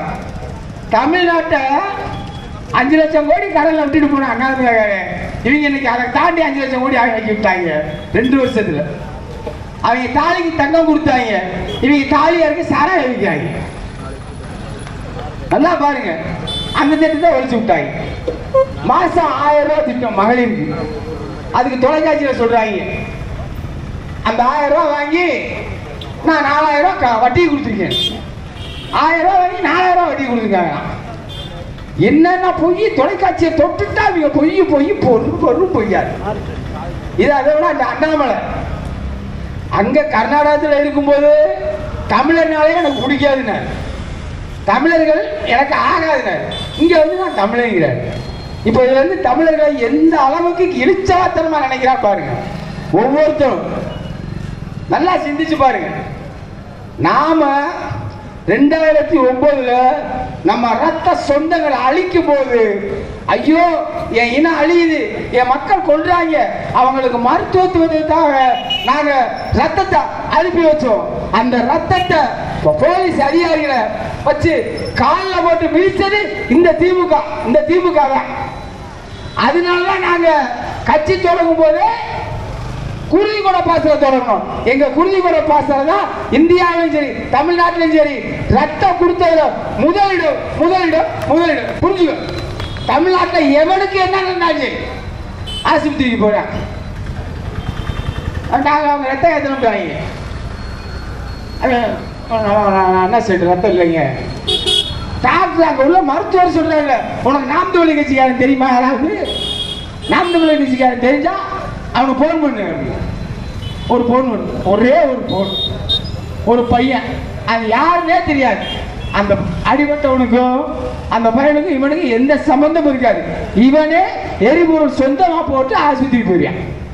போய் ரத்தத்தை கொடுத்துட்டு அவன் தேநீர் வாங்கி கொடுத்தாலும் குடிக்காம வந்துருக்கான். அந்த அளவுக்கு ஒழுக்கமான ஒரு பிள்ளைகளை வளர்ச்சிக்கிட்டு வர்ற செந்தமிழன் சீமான் அவர்களின் சின்னம் தான் இந்த மைக் சின்னம். நல்லா புரிஞ்சுக்கோங்க. இது மட்டுமல்ல, மகளிருக்கு ஒரு பாசறை நல்லா பாருங்க. மகளிருக்கு 33% முக்கியீடு கிடக்குறாங்க. பல காலமா 33க்கு நாங்க வந்தோம். மகளிருக்கு நாம கொடுக்க வேண்டியதே இல்லடா, மகளிர் தான் நமக்கு கொடுக்கணும். சரிக்கு சரி 20க்கு 20 அவங்களும் கொடுத்தாச்சு. சரி கொடுத்தாச்சு, எப்படி நிப்பாட்டுறது? சாதாரண ஆளதான் நிப்பாட்டக்கூடாது. படித்தவங்க, மிகப்பெரிய அரசியல புரிதல் உள்ளவங்க, எதை கண்டும் அஞ்சாதவங்க, நாடாளுமன்றத்துக்கு இவங்க போனா அவன் அப்படியெல்லாம் தேடி பிடிச்சி நிப்பாட்டோம். ஏன் நிப்பாட்டுறோம்? நம்ம தத்துவம் அப்படி. நாம நாடாளுமன்றத்துக்கு போனா முதல்ல கேட்க போறது என் கச்சத்தீவை மீட்டு கொடுன்னு கேட்போம். நாடாளுமன்றத்துக்கு போன உடனே என் கச்சத்தீவை மீட்டு கொடுன்னு கேட்போம். அவன் முடியாதுப்பா, அப்ப என்னை தனியா விடுன்னு சொல்லுவோம். இது பயங்கரவாதம், இது பிரிவினவாதம் சொல்லுவான். ஏன்னா உள்ள இருக்கிறவனை தூக்கி கொடுக்கிறவன் பிரிவினவாதியா, அதை திருப்பி எழுத்து பிரிவினவாதியா கேட்போம். இந்திய அளவுல இந்த விஷயத்தை பேசும்போது மாற்றுவோம். இது வரைக்கும் யாராவது கச்சத்தீவை பத்தி நாடாளுமன்றத்தை பேசுறானா? ஐயா வெங்கடேசன் பேசினாரா? அவருக்கு அந்த தத்துவமே இல்லை. அவர் இந்தியா, ஆனா காஷ்மீரை பேசுவார். காஷ்மீர்ல உழைச்சி மக்கள் அடிக்கப்பட்டு பேச மாட்டாங்க. ஆனா தமிழ்நாட்டில் தமிழன் நிலத்தை முப்பாட்டன் சேதுபதி மன்னனுக்கு சொந்தமான இடம் கச்சத்தீவு, அதை தூக்கி அங்க கொடுத்து விட்டான். அதனால ஏற்பட்ட தீமை என்னன்னா, என் மீனவனுக்கு வெறும் 19 நாட்டிகள் கல் தான் மீன் பிடிக்க முடியும். அதே கச்சத்தீவு பக்கம் வந்துட்டா 49 நாட்டுகள் மேல் மீன் பிடிப்பான். எந்த நாய் சுட முடியாது, கேட்க முடியாது. எப்படி சுத்தி வாசிக்கா பாருங்க தமிழனை, என்ன அளவு கொண்டு வந்து விட்டா பாருங்க. எந்த ரூபத்திலையும் தமிழை எந்திக்கவே கூடாது. அதுக்காகத்தான் நாங்க திட்டமிட்டு தெளிவா மகளிர் பாசறை உருவாக்குறோம். முதலே மகளிர் பாசறை. மகளிர் என் தலைவன் பிரபாகரன் சொன்ன மாதிரி பெண் விடுதலை இல்லை, மண் விடுதலை இல்லைன்னு சொன்ன மாதிரி பெண்களை தான் முன்னிறுத்தி அரசியல் பண்றோம். எல்லா தொழிலும் பெண்கள் அதிகம். நாங்க மிக சிறப்பா பெண்களை ஊக்கப்படுத்தி அரசியல் கொண்டு வந்துருக்கோம். ஒரு நாள் இந்தியாவில் ஒரே ஒரு இந்திரா காந்தியை தான் உருவாக்க முடிச்சு. இந்த காங்கிரஸ் கட்சியாக இந்த 60-65 ஆண்டு காலத்துல ஒரே ஒரு இந்திரா காந்தியை உருவாக்க முடிஞ்சு. நாங்க 2009க்கு அப்புறம் 40 இந்திரா காந்திக்கு மேல இந்திரா காந்திக்கு அம்மாவே நாங்க உருவாக்கிட்டோம். தெரிஞ்சுக்க, மிக பொதுவா புரிஞ்சுக்கோ. இந்திரா காந்தி உனக்கு அன்னைனா இங்க போற அக்கா தங்கச்சினா எப்படி இருப்பாங்க பாத்துக்க. நல்லா புரிஞ்சுக்கோ. நாங்க திட்டமிட்டு தான் பெண்களுக்கு சரிசமமா கொடுத்துருவாங்க. நீ 33 சொல்ற, அதெல்லாம் கிடையாது. சரிக்கு சரி. அதனாலதான் நாங்க மகளிர் பாசறையா உருவாக்கி வச்சோம். ஆமா, மகளிர் பாசறை உருவாக்குறோம். ஐயா ஸ்டாலின் அவர்கள் மகளிர் அணி உருவாக்க, மகளிர் அணியை உருவாக்கி கரூர்ல ஒரு கூட்டம் நடந்து முடிஞ்ச அடுத்த நாள் ஒரு அம்மா ரோட்ல வந்து உட்கார்ந்து தமிழர் எல்லாரும் அப்படிதான் நினைச்சிட்டு இருக்காங்க. 40 தொகுதியிலையும் மற்றவை நாம் தமிழர் கிடையாது. ஏன்னா நாம் தமிழர்னு சொல்லவே அவங்களுக்கு பயம். நாம் தமிழர்னு ஒரு கட்சின்னு சொல்றதுக்கே அவங்களுக்கு பயம். அதனால எல்லா தொகுதியிலையும் மற்றவை. அந்த மற்றவை தான் இந்த 40 தொகுதியிலையும் ஜெயிக்க போகுது. நாமெல்லாம் வீழ்ந்துருவோம்னு நினைச்சுக்கிட்டு இருக்க கட்சிகளுக்கு முன்னாடி நாம் தமிழர் அப்படின்ற உணர்வோடு 40 தொகுதியிலையும் இந்த பாராளுமன்ற தொகுதியில நம்ம வெற்றி பெறதான் போறோம். எதற்காக? இந்த திமுக, அதிமுக, காங்கிரஸ், கம்யூனிஸ்ட், பாஜக எல்லாரும் மாறி மாறி பாமக கூட்டணி போட்டு ஒன்னா நிக்கிறாங்க இல்லையா? அதாவது தனித்தனியா திருடாம மொத்தமா கொள்ளையடிக்கிறாங்க நாட்டை. அவ்வளவுதான் கூட்டணிக்கு அர்த்தம். இதுதான் டெஃபனிஷன். இந்த அளவுக்கு கூட்டணி. நான் கேட்கிறேன், இந்த தமிழகத்துல இத்தனை ஆண்டுகளாக ஆட்சி செய்த கட்சிகள் தானே நீங்க? ஆண்ட கட்சி, ஆண்டுகிட்டு இருக்க கட்சி, எல்லா கட்சியும் நாம் தமிழர் கட்சி தான் தமிழகத்தை ஆளல, பாராளுமன்றத்துல உறுப்பினரா போல. இத்தனை கட்சிகளும் நீங்க மக்களுக்கு நல்லது செஞ்சிருந்தீங்கன்னா ஏன் தேர்தலுக்கு முன்னாடியே அந்த கட்சியோட கூட்டணி, இந்த கட்சியோட கூட்டணின்னு ஓடி ஓடி கூட்டணி சேர்க்கிறீங்க? எப்ப நான் உனக்கு இப்படி நல்லது செஞ்சிருக்கேல, அதனால நான் தனியா நிக்கிறேன், நான் செஞ்ச நல்லதுக்கு ஓட்டு போட்டுன்னு எந்த அரசியல்வாதிகளா மக்கள் கிட்ட முன்னாடி இருந்து ஓட்டு கேட்கிற தைரியம் இருக்கா? நான் கேட்கிறேன். நாம் தமிழர் கட்சிக்கு மட்டும்தான் இருக்கு. 40 தொகுதிகளையும் செந்தமிழன் சீமான் அண்ணன் நாங்க தனியா நின்னாலும் தனித்துவமா நிக்கிறோம்னு வீரமகனா சொல்றாரு. நிச்சயமா மக்களோடு மட்டும்தான் கூட்டணி அப்படின்ற கொள்கை பிடிப்போட கட்சி ஆரம்பித்த நாளில் இருந்து இன்றைக்கு வரைக்கும் யாருடனும் கொள்கை சமரசம் செய்யாமல், ஏன்னா மற்றவங்களோட கூட்டணி பேசணும்னா 2 சீட்டு, 3 சீட்டு, 4 சீட்டு, கம்யூனிஸ்ட் 1 சீட்டு அப்படின்னு ஏன் அவங்களுக்கு தேவை? 40 தொகுதியிலையும் போட்டியிட்டு வெற்றி பெற்று 40 வேட்பாளர்களும் ஒருமித்த கருத்தோடு தமிழக மக்களோட கோரிக்கையை நிறைவேற்றணும் அப்படின்றது அவங்களோட நோக்கம் கிடையாது. அப்படி இருந்திருந்தாதான் 40 தொகுதியிலையும் தனியா போட்டிட்டு இருப்பாங்கல்ல. அவங்க நோக்கம் என்ன? அந்தந்த தொகுதியில எல்லாரோடையும் கூட்டுக்கலவடித்தனம் பண்ணி கூட்டணி வச்சு ஜெயிக்கணும், ஊழல் பண்ணணும். அது மட்டும்தான் அவங்களோட நோக்கம். அப்ப யார் தான் மக்களுக்காக உழைக்கிறது? என்னதான் மதுரை மக்களோட முன்னேற்றத்தை அவங்க செஞ்சாங்க? மற்றது எல்லாத்தையும் விட்டுருங்க. மதுரைக்கு வாங்க. மதுரையில இதே அனுப்பானடியில தான் நான் பிறந்து வளர்ந்தேன். இதே அனுப்பானடியில இந்த பகுதியில தான் நான் பிறந்து வளர்ந்தேன். எல்லாருமே எனக்கு தெரிஞ்சு நான் பிறந்தப்ப அனுப்பானடி எப்படி இருந்துச்சோ அதை விட படு மோசமா தான் இருக்கு. 35 ஆண்டுகள் கழிச்சும் அதை விட படு மோசமா தான் இருக்கு. எங்கேயும் எந்த தெருவுலையும் ஒரு தரமான சாலை கிடையாது. தரமான சாலையே கிடையாது. சிமெண்ட் ரோடு கிடையாது, தார் ரோடு கிடையாது, எதுவுமே கிடையாது. இன்னைக்கும் குடிநீர் பிரச்சனை இங்க இருக்கு. மாநகராட்சிக்கு உட்பட்ட பகுதி சொத்து வரி, குழாய் வரி, குடிநீர் வரி, அந்த வரி, இந்த வரி, எவ்வளவு வரி வாங்குறீங்க? ஒரு அடிப்படை வசதியை கூட நீங்க செஞ்சு கொடுக்க முடியலைன்னா இத்தனை ஆண்டுகளாக நீங்க என்ன ஆட்சி செஞ்சீங்க? சிந்திச்சு பாருங்க மக்களே. இத்தனை ஆண்டுகளாக அனுப்பானடி மக்கள் மாறி மாறி எல்லா கட்சிக்கும் ஓட்டு போட்டீங்க. என்ன செஞ்சாங்க உங்களுக்குன்னு யோசிச்சு பாருங்க. அப்படி ஒண்ணுமே செய்யாதவங்களை ஏன் நீங்க வாழ வைக்கணும்னு நினைக்கிறீங்க? அண்ணே சொன்ன மாதிரி கொஞ்சமாவது நன்றி உணர்வு வேணும்ல. ஆனா அதை காசதானடா நம்ம ஊழல் பண்ணி கொள்ளையடிச்சு இன்னைக்கு இவ்வளவு பெரிய நிலைமையில இருக்கோம். அப்படியே சிந்தனது செதறது தெளிச்சு விட்டா கூட இன்னைக்கு நம்ம மதுரை மக்கள் நல்லா வந்திருக்கோம்ல. எதுவுமே செய்ய கிடையாது. மொத்தத்தை வாரி சுருட்டி சாராய தொழிற்சாலை, அந்த தொழிற்சாலை, இந்த தொழிற்சாலை, இன்னைக்கு அத்தனை தொழிற்சாலைகளையும் ஆரம்பிச்சு பெரும் பணக்கார முதலைகளாக தான் எல்லா அரசியல்வாதிகளும் இருக்காங்க. யாராவது கக்கன் அமைச்சர் மாதிரி ஒரு எளிமையானவரை பார்க்க முடியுமா? காமராசருக்கு பிறகு ஒரு எளிமையான அமைச்சரை பார்க்க முடியுமா? நடப்பாண்டுல நாம் தமிழரின் வேட்பாளர்கள் மட்டும்தான் எளிமையானவர்கள். மற்றவர்கள் எல்லாமே பெரும் பண முதலாளிகள், பெரும் பணம் படைத்த முதலாளிகள். 40 தொகுதியில 16 தொகுதியில 17 தொகுதியில மருத்துவர்கள், பெரும்பாலான தொகுதியில பேராசிரியர்கள், முனைவர் பட்டம் பெற்றவர்கள், திரைப்பட கலைஞர்கள், விவசாயிகள் 40 தொகுதியிலே தேர்ந்தெடுத்து நிப்பாட்டியிருக்காங்க. எதுக்காக? அவங்ககிட்ட காசு இருக்கு, இவங்ககிட்ட காசு இருக்கு, ஒண்ணும் கிடையாது. மக்களுக்கு நல்லது செய்யணும், மக்களின் அடிப்படை பிரச்சனைகளை சரி செய்யணும் அப்படின்றதுக்காக தான். யோசிச்சு பாருங்க, இன்னைக்கு அடிப்படை அத்தியாவசிய பொருளோட விலைவாசி எல்லாம் என்ன இருக்கு? பெட்ரோல் டீசல் விலையை குறைக்கிறேன்னு சொன்னாங்க. அதிமுக சொல்லிச்சு, திமுக சொல்லிச்சு, பாஜக சொல்லிச்சு, காங்கிரஸ் சொல்லிச்சு. யாராவது குறைச்சாங்களா? தேர்தல் வரதுக்கு 2 மாசத்துக்கு முன்னாடி 2 ரூபா குறைச்சாங்க. தேர்தல் முடிஞ்சு 2 மாசம் கழிச்சு 20 ரூபா கூட்டிடுவாங்க. அது வேற விஷயம். தயவு செய்து சிந்திச்சு பாருங்கள் என் அருமைக்குரிய மக்களே. எதற்காக இந்த கட்சிகளுக்கு ஓட்டு போடணும்? இந்த கட்சிகள் எல்லாரோடையும் கூட்டணி வச்சுட்டாங்க. இதே அதிமுக பாஜக கூட்டணி தமிழகத்தில் ஆண்ட வரலாறு உண்டு. பழைய வரலாறுகளை திருப்பி பார்க்க வேண்டும். பழைய வரலாறுகளை தெரிந்தால் மட்டும்தான் புதிய வரலாறுகளை நாம் படைக்க முடியும். இதே திமுக பாஜக கூட்டணி தமிழகத்துல ஆண்டிருக்கு. இதே காங்கிரஸ் திமுக கூட்டணி தமிழகத்துல ஆண்டிருக்கு. சீக்கிய மக்களை ராஜீவ் காந்திய இந்திரா காந்தியை கொண்டதுக்காகவே கொண்டாங்க.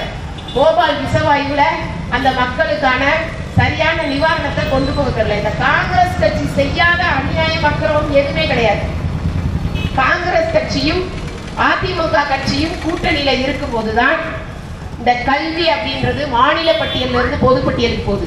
இப்ப அவங்க தேர்தல் அறிக்கையில நாங்க கல்வியை மாநில பட்டியலுக்கு மீட்டெடுப்போம். நான் சொல்றேன், நம்ம வீட்டு காசை கொண்டு போய் பக்கத்து வீட்டுக்காரங்க கொடுத்துட்டு என் காசை கொடு, என் காசை கொடுன்னு கேட்டா எதுக்கு போய் கொடுக்குற, எதுக்கு போய் கேட்கிற?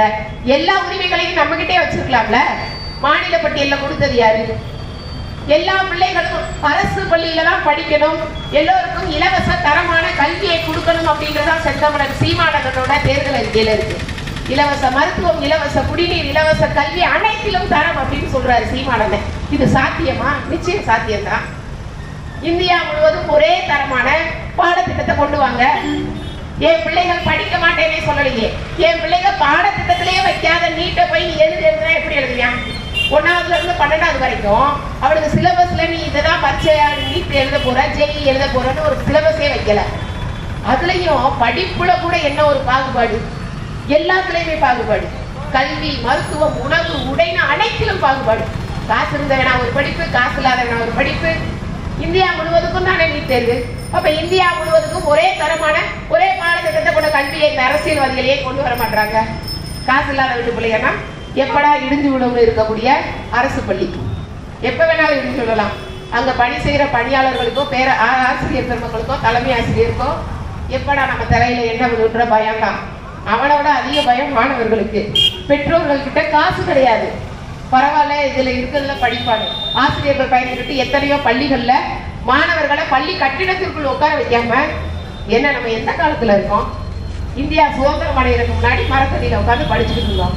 இன்னைக்கு போய் பாருங்க, இன்னைக்கும் நம்ம மதுரை நகர்ப்புறங்கள்ல எத்தனையோ பள்ளிகள்ல பள்ளிக்கூட வசதி கிடையாது.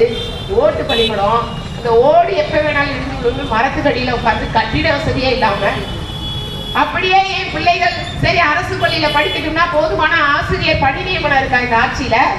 கிடையாது. படித்த ஆசிரியர்களுக்கு வேலை கிடையாது. போக்குவரத்து ஊழியர்கள் அவர்களுக்கான ஓய்வூதியம் கிடையாது. எல்லாத்தையும் ஊழல் பண்ணி கொள்ளையடிச்சு யார் செத்தாலும் ஆரடி தானே. என்னதான் செய்ய போறீங்க இப்படி காசை வச்சு?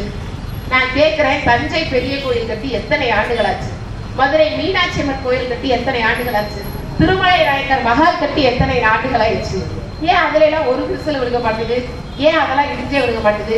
ஆனா இந்த திமுக அதிமுக காங்கிரஸ் ஆட்சியில கட்டின ரோடுல நடுவுல குழி விழுந்துருது, கட்டடம் இடிஞ்சு விழுந்துருது, பாலம் உடஞ்சு விழுந்துருது. சிந்திச்சு பாருங்க, தரமா கட்டினா ஏன் இப்படி ஆகுது?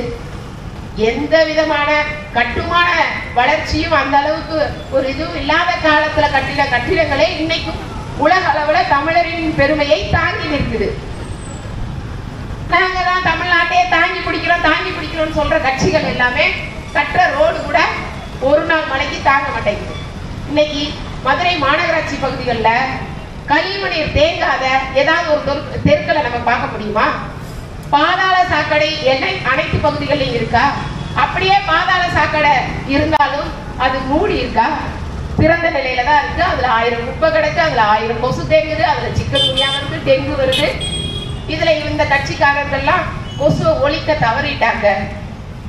எப்பா நீங்க தானே எல்லா வேலையும் செய்யறீங்க, அப்புறம் ஏன் அப்படி பண்றீங்க?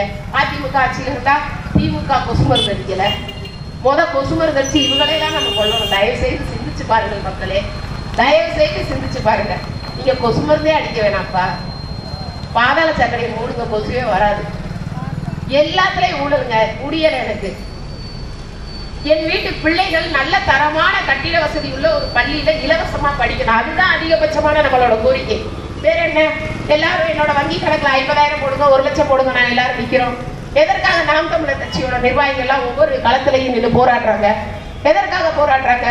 மக்களுக்கு நல்ல சாலையை போட்டு கொடுங்கப்பா, நல்ல தெருவிளக்கு இல்லாட்டி தெருவிளக்கு போட்டு கொடுங்க, அங்கங்க திருடர்கள் பிரச்சனை இருந்துச்சுன்னா ஒரு கேமரா வசதி செஞ்சு கொடுங்க. இதெல்லாம் நாம் தமிழர் கட்சிகள் கோரிக்கைகளாக ஆட்சி அதிகாரத்தில் இருக்கப்பட்ட போய் மனுவா கொடுத்தோம்னா செய்யறது கிடையாது. ஏன்? நீ செஞ்சு நான் என்ன செய்யறது? நீ சொல்லி அப்படி நீ சொல்லி நான் செஞ்சுட்டேன்னா அந்த பெயர் புகழ்லாம் நாம் தமிழர் கட்சி நிர்வாகிகளுக்கு போயிரும்ல, அதுக்காண்டி செய்யறது கிடையாது. உங்க எல்லாம் ஆட்சி இருக்கிறதுனால தான் நீ எதுவும் செய்ய மாட்ட. தயவு செய்து தேர்தலில் ஓட்டு போட்டு ஆட்சி அதிகாரத்தை எங்க கையில கொடுங்க, நாங்க செய்யறோம். அதை நாங்க செய்யறோம். எங்க கிட்ட ஆட்சி அதிகாரமே இல்லாத போது களத்தில் உங்களுக்காக இறங்கி வேலை செய்யக்கூடிய நாம் தமிழர் கட்சி நிர்வாகிகள் ஆட்சி அதிகாரத்தை கொடுத்து பாருங்க, எப்படி தீயா வேலை செய்யறோம் பாருங்க. சிந்தித்து பாருங்கள் மக்களே, சிந்தித்து பாருங்கள். இவ்வளவு பணம் இருக்கு, தொகுதி மேம்பாட்டு நிதி இருக்கு. இந்த முழு அனுப்பானடி பகுதியை எடுங்க. கடந்த 5 ஆண்டுகளுக்கு முன்னாடி உங்களால் அறுதி பெரும்பான்மையா வெற்றி பெற்ற பாராளுமன்ற உறுப்பினர், மரியாதைக்குரிய அண்ணன் எழுத்தாளர், அது மட்டும்தான், அவர் பாராளுமன்ற உறுப்பினர் சொல்ற அளவுக்கு எந்த வேலையும் செய்யல. அவர் தொகுதி மேம்பாட்டு நிதியில இருந்து இந்த தொகுதியை நாங்க மேம்படுத்துறதுக்கு இதை செஞ்சிருக்கோம். ஏதாவது ஒரு பதாகையோ ஏதாவது ஒரு தயவு செய்து சொல்லுங்க. ஏன்னா எனக்கு தெரியல. நானும் அனுப்பான் அடிக்க எங்க அம்மா பிறந்த வீடு, நான் பிறந்து வளர்ந்த ஊருன்னு வந்து போய்கிட்டு தான் இருக்கேன். அப்படி ஒன்றும் பார்க்கல.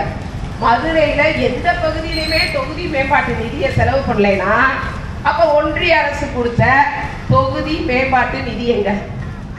அதுக்கு பேரே தொகுதி மேம்பாட்டு நிதி. அது எங்க? தொகுதியும் மேம்படல, ஆனா நிதியை காணோம், பாராளுமன்ற உறுப்பினரே காணோம். அது வேற விஷயம். விடுங்க, ஆளை காணாட்டினால் நிதியாக இருக்கணும்ல. கண்டா வர சொல்லுங்கன்னு ஊர் ஊரா தேடிக்கிட்டு இருக்காங்க என் மக்கள். வேலூர் பக்கம்லாம் சொல்லிட்டாங்க, அப்பா 5 வருஷமா உடைய ஆலையை காணா, திடீர்னு வந்திருக்க யாருன்னு கேட்கிறாங்க. மானமுள்ள தமிழர்கள் திருப்பி கேள்வி கேட்கிறாங்க, சிவகையில கேட்கிறாங்க. காங்கிரஸ் உறுப்பினரை, வேட்பாளரை, மரியாதைக்குரிய முன்னாள் நிதியமைச்சரோட பையனை கேட்கிறாங்க, அப்பா யாருப்பா சாமி நீடு புதுசா வந்திருக்க தொகுதி பக்கம், என்னப்பா புதுசா வீடு வாங்க வந்திருக்கியான்னு கேட்கிறாங்க. ஆமா, எல்லாரும் ஓட்டு வாங்கிட்டு ஜெயிச்சுட்டு அவங்க வழக்க சந்திக்கவே அவங்களுக்கு நேரம் இல்லை. அப்புறம் இவங்கட்டு பாராளுமன்றத்துக்கு அவங்க மக்கள் பிரச்சனையை தீர்க்க போறாங்க. கார்த்திக் சிதம்பரம் என்பவரை காணவே இல்லை. எங்கள் பகுதிக்குள் வந்தால் கல்லால் அடிப்போம்னு மகளிர் எல்லாம் புறக்கணிச்சிருக்காங்க. வீர தமிழச்சிகள் புறக்கணிச்சிருக்காங்க. தயவு செய்து உங்ககிட்ட ஓட்டு கேட்டா, ஐயா இந்த 5 ஆண்டுகளாக எங்க போனீங்க? இந்த 5 ஆண்டுகளாக எங்க போனீங்க? 10 ஆண்டுகளாக ஒன்றியத்துல நீங்க ஆட்சியில் இருக்கும் போது நீங்க செய்யாத நலத்திட்டங்களை இனிமேதான் இங்க இந்த பகுதிக்கு செய்ய போறீங்களான்னு தாமரை கிட்ட கேளுங்க. தயவு செய்து கேளுங்க. மரியாதைக்குரிய ராமஸ்ரீனிவாசன் அண்ணா, அவங்க ரொம்ப பெரிய விஷயங்கள். நாங்க தற்சார்பு பொருளாதாரத்துல இருக்கோம். சரிங்க, தற்சார்பு பொருளாதாரத்துல இருக்கீங்க, அதற்கான ஏஜிஎஸ்டி வாங்குற கட்டபொம்ம காலத்திலே வரி கட்ட முடியாது போராடினா நம்மளால போராட முடியுதா? ஜிஎஸ்டி கட்ட முடியாது நம்மளால யாராலையும் சொல்ல முடியுதா? ஆனா ஜிஎஸ்டி எதுக்கு வாங்குற எதுக்கு வாங்குறேன்னு எந்த கட்சிகளாலும் சொல்லுதா? சொல்ல மாட்டாங்க. ஏன்னா ஜிஎஸ்டி எதுக்கு வாங்குறேன்னு கேட்க பயம். ஈடி வந்துடும் வீட்டுக்கு. அவ்வளவு ஊழல் பணம் வீட்டுல இருக்கும் போது ஜிஎஸ்டியை பத்தி பேசுறதுக்கு எந்த அமைச்சர்களுக்கும் எந்த சட்டமன்ற உறுப்பினர்களுக்கும் பாராளுமன்ற உறுப்பினர்களுக்கும் தகுதி கிடையாது. எப்படா எதையாவது வாய திறந்தோம்னா நம்ம வீட்டுக்கு எப்ப வேணாலும் ஈடி வரும்ன்ற பயம். ஆனால் நாம் தமிழர் கட்சி வேட்பாளர்களுக்கு அந்த பயம் கிடையாது. எப்ப வேணாலும் நாங்க எதை வேணாலும் கேள்வி கேட்போம். ஏனால் நேர்மையான அரசியல் களத்தில் இருக்கும் பிள்ளைகள், எளிய பிள்ளைகள், படித்த பிள்ளைகள். நாங்கள் உங்களுக்காக உழைக்கிறதுக்கு மட்டும்தான் வந்திருக்கோம். மக்கள் பணத்தை கொள்ளையடிக்க வரல. 40 தொகுதியிலையும் பாருங்க, படிச்ச பிள்ளைங்க மட்டும்தான் அரசியல் களத்தில் இருக்கும். 20 பெண் வேட்பாளர்கள், 20 ஆண் வேட்பாளர்கள். எதற்கு? ஆணும் பெண்ணும் நிகரென கொள்வதால் தான் இவ்வுலகம் அறிவில் ஒட்டி தலைக்குமாம்னு எங்களுக்காக பெண் விடுதலைக்காக போராடிய பாரதியார் சொன்ன வழி வந்த செந்தமிழன் சீமானன் அதை நிறைவேற்றாரு. மற்ற எல்லா கட்சிகளும் உங்களுக்கு 33% இடஒதுக்கீடு தரோம் தரோம் தரோன்னு 50 ஆண்டுகளுக்கு மேலாக சொல்றாங்க. எப்ப நீ என்ன தரது? நான் தரேன், என் பிள்ளைகளுக்கு சீமானனை கொடுக்குறாரு. அந்த வாய்ப்பை சரியாக மக்கள் பயன்படுத்த வேண்டும். ஆணும் பெண்ணும் சமம்னு ஒரு வாய்ப்பு கொடுக்கிறார்னா ஆண் வேட்பாளரை ஜெயிக்க வைக்கணும், பெண் வேட்பாளரை ஜெயிக்க வைக்கணும். அந்த பொறுப்பு உங்ககிட்ட தான் இருக்கு. மரியாதைக்குரிய அண்ணா திராவிட முன்னேற்ற கழகத்தோட வேட்பாளர் 10 ஆண்டுகளுக்கு முன்னாடி திருப்பரங்குன்றம் சட்டமன்ற தேர்தலில் போட்டியிடுறாரு. எந்த கட்சியின் சார்பா? திராவிட முன்னேற்ற கழகத்தின் சார்பா. இன்னைக்கு திருப்பரங்குன்றத்தோட நிலைமையை பார்த்தீங்கன்னா உலகமுல்லாம் திருப்பரங்குன்றம் பத்திரிகையில வராத ஊரே கிடையாது. அந்த அளவுக்கு உள்ள புகழ் பெற்றாரு சட்டமன்ற உறுப்பினராக. அதனால அதே நிலைமைய மதுரைக்கு கொண்டு வரணும்னு இப்ப மதுரைக்கு இருக்கிறார். அவர் திருப்பரங்குன்ற தொகுதியில என்ன செஞ்சாரு? இன்னைக்கும் போங்க, திருப்பரங்குன்ற பகுதியில காலையில 10 தண்ணியில நிற்கும், ஒரு குப்பை வண்டி கூட இருக்காது. பாவம் என் தூய்மை பணியாளர்கள் கையுறை கூட இல்லாமல் குப்பை என்ற நிலைமையில தான் இருக்காங்க, அடிப்படை வசதி கூட இல்லாமல். அப்ப அவரோட நோக்கம் என்ன? சட்டமன்ற உறுப்பினராக இருந்து மாசம் மாசம் அதிகப்படியான சம்பளம் வாங்கணும். அது மட்டும்தான் அவரோட நோக்கம். இந்த பெருமைக்கு ஏற்பு வைக்கிறோம்னு சொல்லுவாங்களே, அந்த கதை தான். அவருக்கு வருமானம் தான் முக்கியம்னா மருத்துவராகவே அவருக்கு நல்ல வருமானம் வருதுல்ல. சட்டமன்ற உறுப்பினருக்கு ஒரு பந்தா. அதற்காக அந்த தொகுதியில ஒண்ணுமே செய்யாம சட்டமன்ற உறுப்பினராக இருந்துட்டு போயிட்டார். சரி, அந்த கட்சியிலேயாவது இருந்தாரா? அதுக்கப்புறம் பாரதிய ஜனதா கட்சிக்கு போறாரு. எதுக்கு போனாருன்னு இன்னைக்கு வரைக்கும் அண்ணன் கேளுங்க. தயவு செய்து அண்ணன் ஓட்டு கேட்டு வந்தா நீங்க கேளுங்க, ஐயா எதுக்கு நீங்க டிஎம்கேல இருந்து டிஎம்கே கேளுங்க அப்படின்னு தயவு செய்து கேளு. ஏன்னா அவர் எங்க கிட்ட எல்லாம் பதில் சொல்ல மாட்டாரு. எங்களை கண்டாலே அவருக்கு பயம். தயவு செய்து நீங்களாவது பகுதி மக்கள் உங்ககிட்ட ஓட்டு கேட்டு உரிமையா வராதுல, நீங்களும் உரிமையா கேளுங்க, உங்க சந்தேகத்தெல்லாம் கேட்டுங்க. அதுக்கப்புறம் பிஜேபியில இருந்து இப்ப அதிமுக இருக்காரு. அவரோட கொள்கை தான் என்ன? இப்ப ஜெயிச்சதுக்கு அப்புறம் எந்த கட்சிக்கு போக போறாரு? ஒருவேளை ஜெயிக்கல தோத்துட்டாருன்னா எந்த கட்சிக்கு போக போறாரு? தயவு செய்து கேளுங்க. ஆனா எந்த கட்சியில இருப்பீங்க அடுத்த வருஷம் 2025 இல்ல 2026, 27 அடுத்து நடக்கக்கூடிய தேர்தல் எல்லாம் எந்த கட்சியில இருப்பீங்க? உங்க கொள்கை நிலைப்பாடு தான் என்ன? அவர் சொல்றாரு, நாங்க வெற்றி பெற்றோம்னா ஒரு பத்திரிகை நிபுணர் கேள்வி கேட்கிறாரு, நீங்க வெற்றி பெற்றா என்ன செய்வீங்க? நாங்க வெற்றி பெற்றா மதுரை மாநகராட்சி பகுதிகளில் இருக்கக்கூடிய குப்பைகளை எல்லாம் அகற்றுவோம். ஐயா, உங்க மந்திரி செல்லூர் ராஜு தானங்க இத்தனை நாளா இருக்காரு. செல்லூர் பகுதியை போய் பாருங்க, குப்பையை தவிர ஒண்ணுமே கிடையாது. இத்தனை நாளா அல்லாத குப்பையை இனிமேல் அள்ள போறாங்களாம். இப்ப இத்தனை நாளா மீட்காத நட்சத்திரம் இனிமே மீட்க போறாங்க இல்லையா? அதே மாதிரி இத்தனை நாளா மாநகராட்சி பகுதியில அல்லாத குப்பையில இவங்க 2 பேரும் சேர்ந்துதான் அள்ள போறாங்களாம். அதுக்காக அவங்க பாராளுமன்ற உறுப்பினரா தேர்ந்தெடுப்பீங்களா? தயவு செய்து சிந்திச்சு பாருங்க, என்னென்னலாம் சொல்லி ஏமாத்துறாங்க. சின்ன பிள்ளைக்கு முட்டாய் வாங்கி தரேன், அதை வாங்கி தரேன், இதை வாங்கி தரேன் ஏமாத்துற மாதிரி நாங்க ஆட்சிக்கு வந்தோம்னா அதை செஞ்சுருவோம் இதை செஞ்சுருவோம்னு மாறி மாறி ஏமாத்திக்கிட்டே தான் இருக்காங்க. நான் கேட்கிறேன், எல்லா அரசியல்வாதி கட்சிகளிலும் ஊழல் இல்லாத அமைச்சர்கள் இருக்காங்களா? சரி, ஊழல் இருக்கு. ஊழல் வழக்குல உள்ள போனா சரி, ஊழல் வழக்குல உள்ள போயிட்டா விட வேண்டியதானே? ஏன் மக்கள் வரி பணத்தை கீழவை நீதிமன்றத்துல இருந்து வழக்க மேலவை நீதிமன்றம் கொண்டு போறது, உயர் நீதிமன்றத்துல இருந்து உச்ச நீதிமன்றத்துக்கு கொண்டு போறது, எப்படியாவது எவ்வளவு காசு செலவு பண்ணி அந்த மந்திரியை வெளியே கொண்டு வந்துடணும். ஒரு மந்திரியை வெளியே கொண்டு வரதுல இருக்கிற ஆர்வம் மக்களோட அடிப்படை பிரச்சனையை தீர்க்கிறதுல ஏன் இருக்க மாட்டேங்குதுன்னு நான் கேட்கிறேன். எத்தனை மனு கொடுத்துருப்போம், ஐயா ரோடு போடுங்கயா, குடிநீர் கொடுங்கயா, நல்ல பில்டிங் கட்டி கொடுங்கன்னு கேட்டிருப்போம். அந்த மனுவெல்லாம் கிடப்பில் போடப்படும் போது மந்திரியோட வாய்தா மனுக்கள் மட்டும் எப்படி உடனுக்குடன் சரி செய்து உடனே அந்த மந்திரிக்கு உயர்கல்வித்துறை அமைச்சர் பதவியை கொடுக்கணும்னு ஆளுநருக்கு அழுத்தம் தராங்களாம். நல்லா தாங்கப்பா, எங்களுக்கு நாங்களும் ஓட்டு போட்டோம்ல, ஏழை வாழைக்கு கொஞ்சம் ஏதாவது பார்த்து செஞ்சுட்டு போங்க. அப்போ உங்கள் நோக்கம் என்ன? பதவியை தக்க வைத்துக் கொள்ள வேண்டும். நான் கேட்கிறேன், மரியாதைக்குரிய பொன்முடியை தவிர உயர்கல்வித்துறையை தாங்கி பிடிப்பதற்கு அந்த கட்சியில வேற ஆளே கிடையாது. நான் கேட்கிறேன், பேராசிரியர் என்ற முறையில் கேட்கிறேன், இன்னைக்கு எத்தனை ஆண்டுகளாக ஸ்லெட் தேர்வு நடந்து ஆயிடுச்சு தெரியுமா? வருடா வருடம் ஒன்றிய அரசு நெட்டுன்னு ஒரு தேர்வு வைக்குது. ஆனா வட இந்தியர்கள்லாம் பாஸ் ஆயிடுவாங்க, இங்கிட்டு இருக்கக்கூடிய தென்னிந்தியர்கள்லாம் பாஸ் ஆக மாட்டாங்க. எப்படி நீட் தேர்வுல தமிழே தெரியாது, இந்தியே தெரியாதவங்க, ஒண்ணுமே தெரியாதவங்க பாஸ் ஆகி முதலிடம் வந்துருவாங்க. நம்ம பிள்ளையெல்லாம் ஃபெயிலா போயிருங்க, மாநில அளவில் முதலிடம், ஆனா நீட் தேர்வுல பாஸ் ஆகுவீங்க. அதே மாதிரி இந்த நெட் எக்ஸாம் வைப்பாங்க. இந்த தென்னிந்தியர்களுக்குள்ள அதுல பாஸ் ஆகுறது கஷ்டம், ரொம்ப கஷ்டமான பரீட்சை அப்படின்னு அப்படிதான் வச்சிருப்பாங்க பேராசிரியர்லாம். இந்த செட் எக்ஸாம் வைங்க, மாநில அளவு தகுதி தேர்வு, அதெல்லாம் வச்சு நான் படிச்சு முடிச்சதுல இருந்தே வைக்கலனால இது வரைக்கும் எழுதுனதே கிடையாது. ஏன்னா நான் படிச்சு முடிச்சதுல இருந்து அந்த தேர்வே வைக்கலையே. தேர்வு வச்சா தானே, தேர்வு வைக்க கூட இங்க வசதி இல்லையா, காசு இல்லையா, பக்கு இல்லையா. ஏன்னா தேர்வு வச்சா நாங்க தகுதி பெற்றுவோம், தகுதி பெற்றா நாங்கள் மாநில அளவுல தகுதி பெற்ற பேராசிரியர்கள் எங்களுக்கு பணி நியமனம் கொடுங்க நாங்க கேட்டுருவோம்.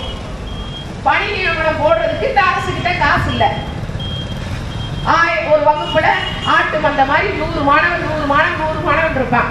6000 ரூபாய் சம்பளத்துக்கு சுயநிதி பிரிவுல இந்த பேராசிரியர்களாம் முனைவர் பட்டம் பெற்றுட்டு வேலை பார்க்கணும்.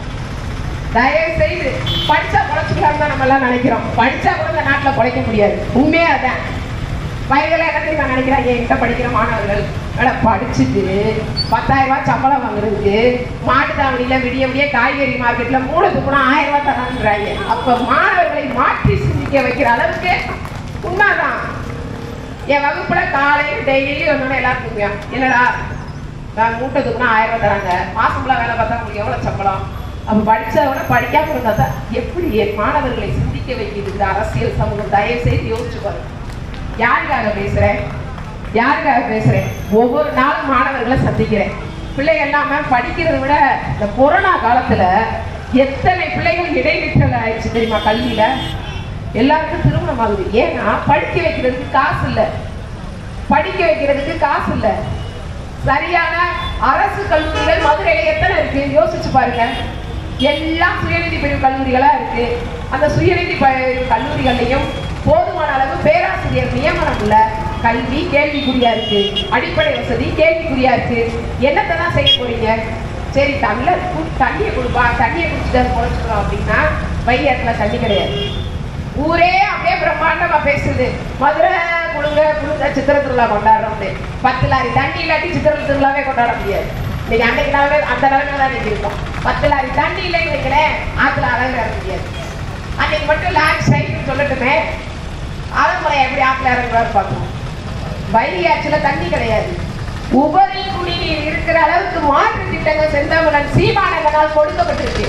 ஆனா அவர் இந்த மனுஷன் நாயா கத்துறாரே, என்னமோ சொல்றாரு, அது என்னதான் பார்ப்போம். உங்களுக்கு புரியாதனால அதை வாங்கியாவது பார்க்கலாம்ல. சொந்த புத்தி இல்லாட்டினாலும் ஓகே, சொல்ற புத்தியாவது கேட்டு செய்யலாம்ல, இங்க செயல்படுத்தலாமான்னு.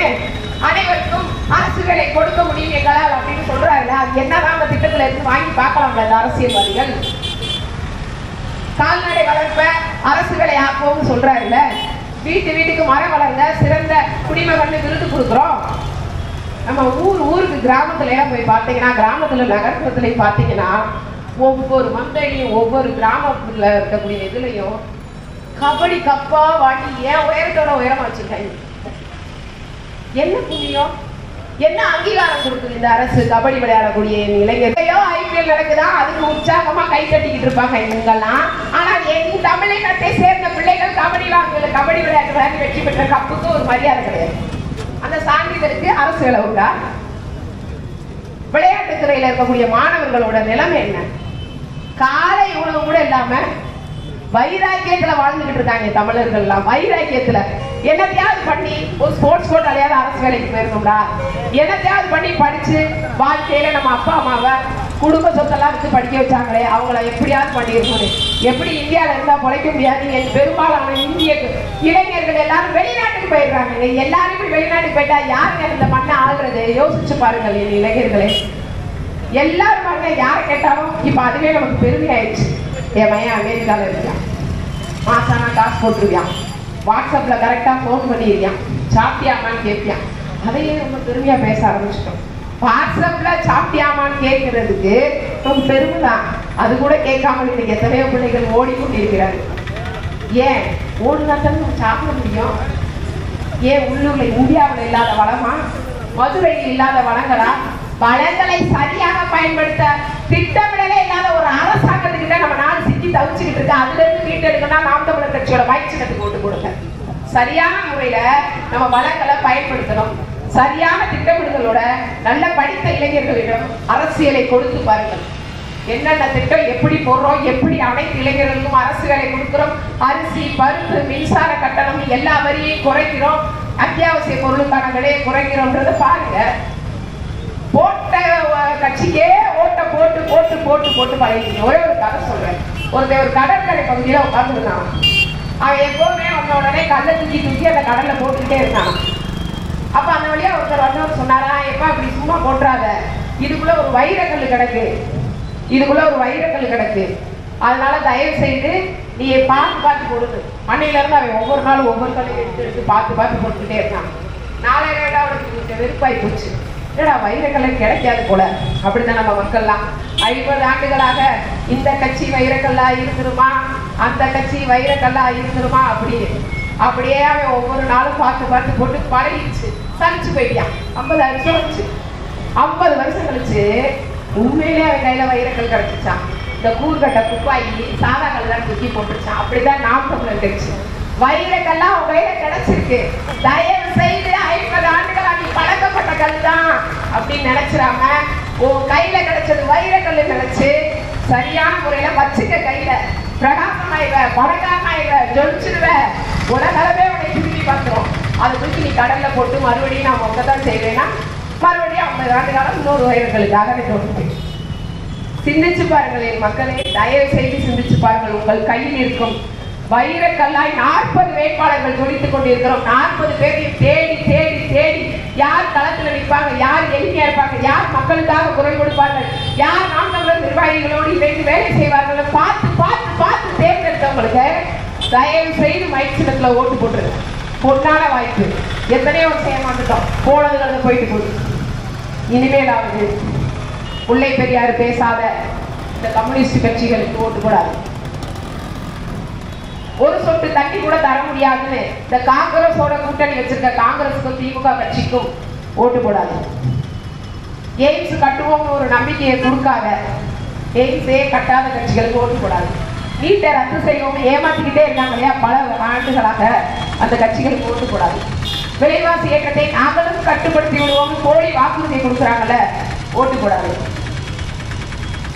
தேர்தலுக்கு முன்பாகவே ஊழல் வழக்குகளை சந்தித்துக் கொண்டிருக்கும் மந்திரிகளுக்கு ஓட்டு போடாது. யாருக்கு தான் ஓட்டு போடணும்? யார் எந்த குற்றப்பின்னணியும் இல்லாமல் களத்தில் நின்று மக்களை சந்திக்கிறார்களோ அவர்கள் தான் நாம் தமிழர் கட்சி வேட்பாளர்கள், நாம் தமிழர் கட்சி நிர்வாகிகள், அவங்களுக்கு ஓட்டு போடணும். நீங்க எத்தனை இடத்துல மரியாதை நினைச்சு வெங்கடேசன் களத்துல போய் நின்று இது மாதிரி பொதுக்கூட்டத்துல பேசி ஓட்டு கேட்கிறாரு? கிடையாது. தலைக்கு 1000 கொடுத்து அங்கங்க தேர்தல் அமைப்பு அப்படின்னு சொல்லி ஒரு கொட்டையை போட்டு அதுல ஒரு துண்டை போட்டு தலைக்கு 1000, ஒரு நாளைக்கு 1000 இன்னைக்கு மதுரையில பெரிய விஷயங்க, படிச்சவங்க கூட கிடையாது. அதனால எல்லா பெருசுகளும் போயிடுறது. நாங்களாம் கம்யூனிஸ்ட் கட்சிக்காரங்க, அதெல்லாம் கிடையாது. 1000 ரூபாய் கொண்டு போனா தான் அன்னைக்கு கஞ்சி விற்க முடியும், அதனால போறாங்க. இன்னைக்கெல்லாம் பார்க்குறேன் 5 மணிக்கு கூட்டம், 5 மணிக்கு அனுப்பாடிக்கிட்டேன். பிறந்த வந்து ஊராச்சே, நம்ம 4:30 போயிடுவோம். 50 டாடா ஏசியில போறாங்க. ஊருக்குள்ள போய் கேட்கிறேன், ஏண்டா நீ நாளைக்கு வந்துக்கலாம்னு.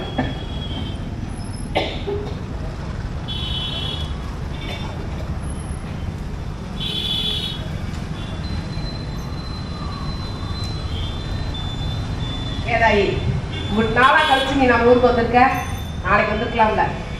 500 ரூபா பே 500 ரூபா கொடுத்தாங்க. வீட்டில் இருந்தா சும்மா இருக்கும். 500 ரூபா கொடுத்தாங்கல்ல, அதான் எல்லாரும் போயிட்டாங்க. யாருமே இல்லை அந்த ஊருக்குள்ள போயிட்டு சும்மா உட்காந்து நான் கும்பிட்ட சாமி தான், நான் கும்பிட்ட ஊரு தானே உட்காந்து உட்காந்து பழைய நினைவுல ஆட்டாக்குற படம் மாதிரி ஞாபகம் வருதுன்னு அழுத்தது இருக்கேன். ஊருக்குள்ள ஒருவரே இல்லை. 500 ரூபாயா? இன்னைக்கு முதலமைச்சர் வந்து மக்கள் மனசை மாற்ற வந்திருக்காராம். மதுரை மக்களே, திராவிட முன்னேற்ற கழகம் தான் திராவிடர் மாடல் ஆட்சியை கொடுத்துருக்கு. நம்மளாம் தமிழ்நாடு கிடையாது, திராவிட நாடு அப்படின்னு அவர் அங்கே பேசிட்டு இருக்காரு. வண்டி ரிட்டர்ன் வந்துருச்சு. 500 ரூபாய்க்கு அவ்வளோதான் அக்கௌண்ட் முடிச்சு. சத்தியமா சாமி சத்தியமா உண்மையை தான் சொல்றேன், பொய்யே சொல்ல. சாமி சத்தியமா உண்மையை தான் சொல்றேன். ஊருக்குள்ள போனா யாருமே இல்லை, சொந்த கட்ட யாருமே இல்லை. கூட படிச்ச பிள்ளைகளாவது இருக்கீங்கன்னா யாருமே இல்லை. சத்யா 500 ரூபா கொடுத்தாங்க சத்யா, நீ நாளைக்கு வந்துருக்கலாம் சத்யா, நீ என்ன காசா தர போற, நீ என்ன காசா தர போறேன்னு கேட்கிறாங்க. நான் கேட்கிறேன், இப்படி கேட்டுக்கிட்டே இருந்தேன்னு வை, உன் பிள்ளை நாசமாத்தான் போகும். எனக்கு நீ 500 1000 விட்டுட்டு நாம் தமிழர் கட்சி என்னதான் சொல்லுது காது கொடுத்து கேட்டா மட்டும்தான் அந்த நாடு நல்லா இருக்குன்னு சொல்லிட்டு வந்துட்டேன். நிச்சயமா அதான் உண்மை. காலையில மரியாதைக்குரிய முன்னாள் முதலமைச்சர் வந்தாராம். மாட்டுத்தாவணி மார்க்கெட்டு ஃபுல்லா அப்படியே வலை வீசி தேடினாராம். எப்ப சாமி இத்தனை நாள் நீ எங்கேயா போட, கரெக்டா நாம் தமிழர் கட்சி பொதுக்கூட்டம் போடுற அன்னைக்கு காலையில முன்னாள் முதல்வர், சாயங்காலம் இன்னாள் முதல்வர். அப்ப பயம் இருக்குல்ல நம்ம மேல, பயம் இருக்குல்ல நம்ம அடுப்பாடியில நாம் தமிழர் கட்சி பொதுக்கூட்டம் இருக்கு, அந்த ஊருக்காரங்களை பேசும்போது கூட்டாங்க போயிடக்கூடாது, கரெக்டா அன்னைக்கு தேர்தல் மீட்டிங் போட்டாங்க பார்த்தீங்களா. அப்ப நம்மளை கண்டா பயப்படுறாங்க, அது ஒரு கெட்டுது. அன்னைக்கு சொன்ன மாதிரி தோத்தாலும் ஜெயிச்சாலும் நம்மளை கண்டா 4 பேர் பயப்படுறாங்களா, அதுவே பெரிய கெட்டுதான். தயவு செய்து என் அன்பிற்குரிய மக்களே, நான் பிறந்து வளர்ந்து ஊருக்காக பேசுறேன். எந்த முன்னேற்றம் இல்லாம இருக்கீங்க. நானாவது வெளியூருக்கு போய் ஏதோ படிச்சுதான் வந்து நிக்கிறேன் இந்த இடத்துல. இங்க இருந்து போகும்போது 12ஆவது படிச்சுட்டு போனவே இன்னைக்கு முனைவர் பட்டம்னு ஒரு இதோட இருக்கிறேன். அதே மாதிரி என் பிள்ளைகள் அனைவரும் படிக்கணும், அடிப்படை வசதிகளை பெறணும், கல்வி மருத்துவம் சிறந்து விளங்கணும், அவர்களுக்கு ஒரு நல்ல முதல்வர் கிடைக்கணும், அவங்களுக்கு ஒரு நல்ல பாராளுமன்ற உறுப்பினர் கிடைக்கணும், நாம் தமிழர் கட்சியில் ஒரு நல்ல ஆட்சி மலரணும். அப்படின்னா மைச்சினத்துக்கு ஓட்டு போடுங்க, தயவு செய்து சிந்திச்சு போடுங்க. என் இளைஞர்கள் எல்லாம் திருந்திட்டாங்க. வீட்டுக்கு சொல்ல ஆரம்பிச்சிட்டாங்க, அம்மா 500 1000 வாங்காதான் ஒரு நாள் 2 நாள் செலவு தான், நான் மூட்டை தூக்கியாத அந்த 1000 ரூபாய் கொடுத்துறேன், தயவு செய்து 1000 ரூபாய் வாங்காத, நாம் தமிழர் கட்சிக்கு போட்டு என்னோட அன்பர்களுக்கு போடு, என் தம்பி தங்கைகளுக்கு, என் அண்ணன்மார்களுக்கு, அக்காமார்களுக்கு ஓட்டு போடுங்க. என் இளைஞர்கள் எல்லாம் திருந்திட்டாங்க. ஆனா 50 ஆண்டுகளாக அந்த ஓட்டு போட்டு பழகின என் மரியாதைக்குரிய தந்தைமார்களும் தாய்மார்களும் தயவு செய்து உங்கள் பிள்ளைகளாகிய, எளிய பிள்ளைகளாகிய, படித்த பிள்ளைகளாகிய, நேர்மையான அரசியல் களத்தில் இருக்க பிள்ளைகளாகிய நாங்க என்ன சொல்றோன்றதை காது கொடுத்து கேட்டுப்பாரு. இந்த ஒரே தேர்தல் ஒரே நாடுன்னு ஒண்ணு சொல்றாங்க.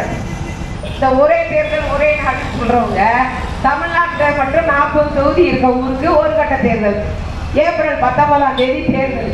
ஆனா வாக்கு எண்ணிக்கைக்கு மட்டும் பெட்டி அடிக்க வைக்க இடம்ல போல, இல்ல என்ன கொஞ்சம் நாளாகும் போல, ஜூன் மாசத்துல வச்சுட்டாங்க. அப்பதானே ஏதாவது செய்ய முடியும். சத்யா வந்து திடீர்னு 8 லட்சம் ஓட்டுல ஜெயிச்சிருச்சுன்னா கொஞ்சம் பயம் இருக்கத்தானே செய்யும். அதனால வாக்கு எண்ணிக்கையை தள்ளி வச்சுட்டாங்க. 40 தொகுதி அப்படித்தான் நாம் தமிழர் கட்சி வேட்பாளர்கள் பெருவாரியான வாக்குகள் வித்தியாசத்தில் வெற்றி பெற்றார்கள், வரலாற்று சாதனை படைச்சிடக்கூடாதுன்ற ஒரு பயத்துல 19ஆம் தேதி தேர்தல். ஆனா ஜூன் மாசம் வாக்கு எண்ணிக்கை. ஆனா மற்ற 10 தொகுதி 15 தொகுதி 20 தொகுதி 8 தொகுதி இருக்க ஊர்ல எல்லாம் 8 கட்ட தேர்தல் 9 கட்ட தேர்தல் கட்டமா கட்டி தேர்தல் வைக்கிறாங்க. தயவு செய்து சிந்திச்சு பாருங்கள். அனைத்திலுமே நம்ம கொள்ளையடிக்கிறாங்க, ஏமாத்துறாங்க, என்னென்னமா பண்ணி பாக்குறாங்க. ஆனா அவங்க என்ன பண்ணாலும் அவங்க சைட்லயே நம்ம போயிருக்கோம். இனிமேலாவது மாற்று அரசியலுக்காக என்ன பேசுறோன்றத ஒரு முறை ஓட்ட மாத்திதான் ஓட்டு பாருங்களேன். ஓட்டு பாருங்க. வரிசை எண் 6ல மைக் சின்னத்திற்கு நீங்கள் கொடுக்கக்கூடிய அழுத்தம், பாராளுமன்ற தொகுதியில மதுரையின் மகளாக நான் கொடுப்பேன், மக்களோட அடிப்படை பிரச்சனைகளை தீர்த்து கொடுங்க அப்படின்னு நிச்சயமா அழுத்தத்தை கொடுப்பேன்.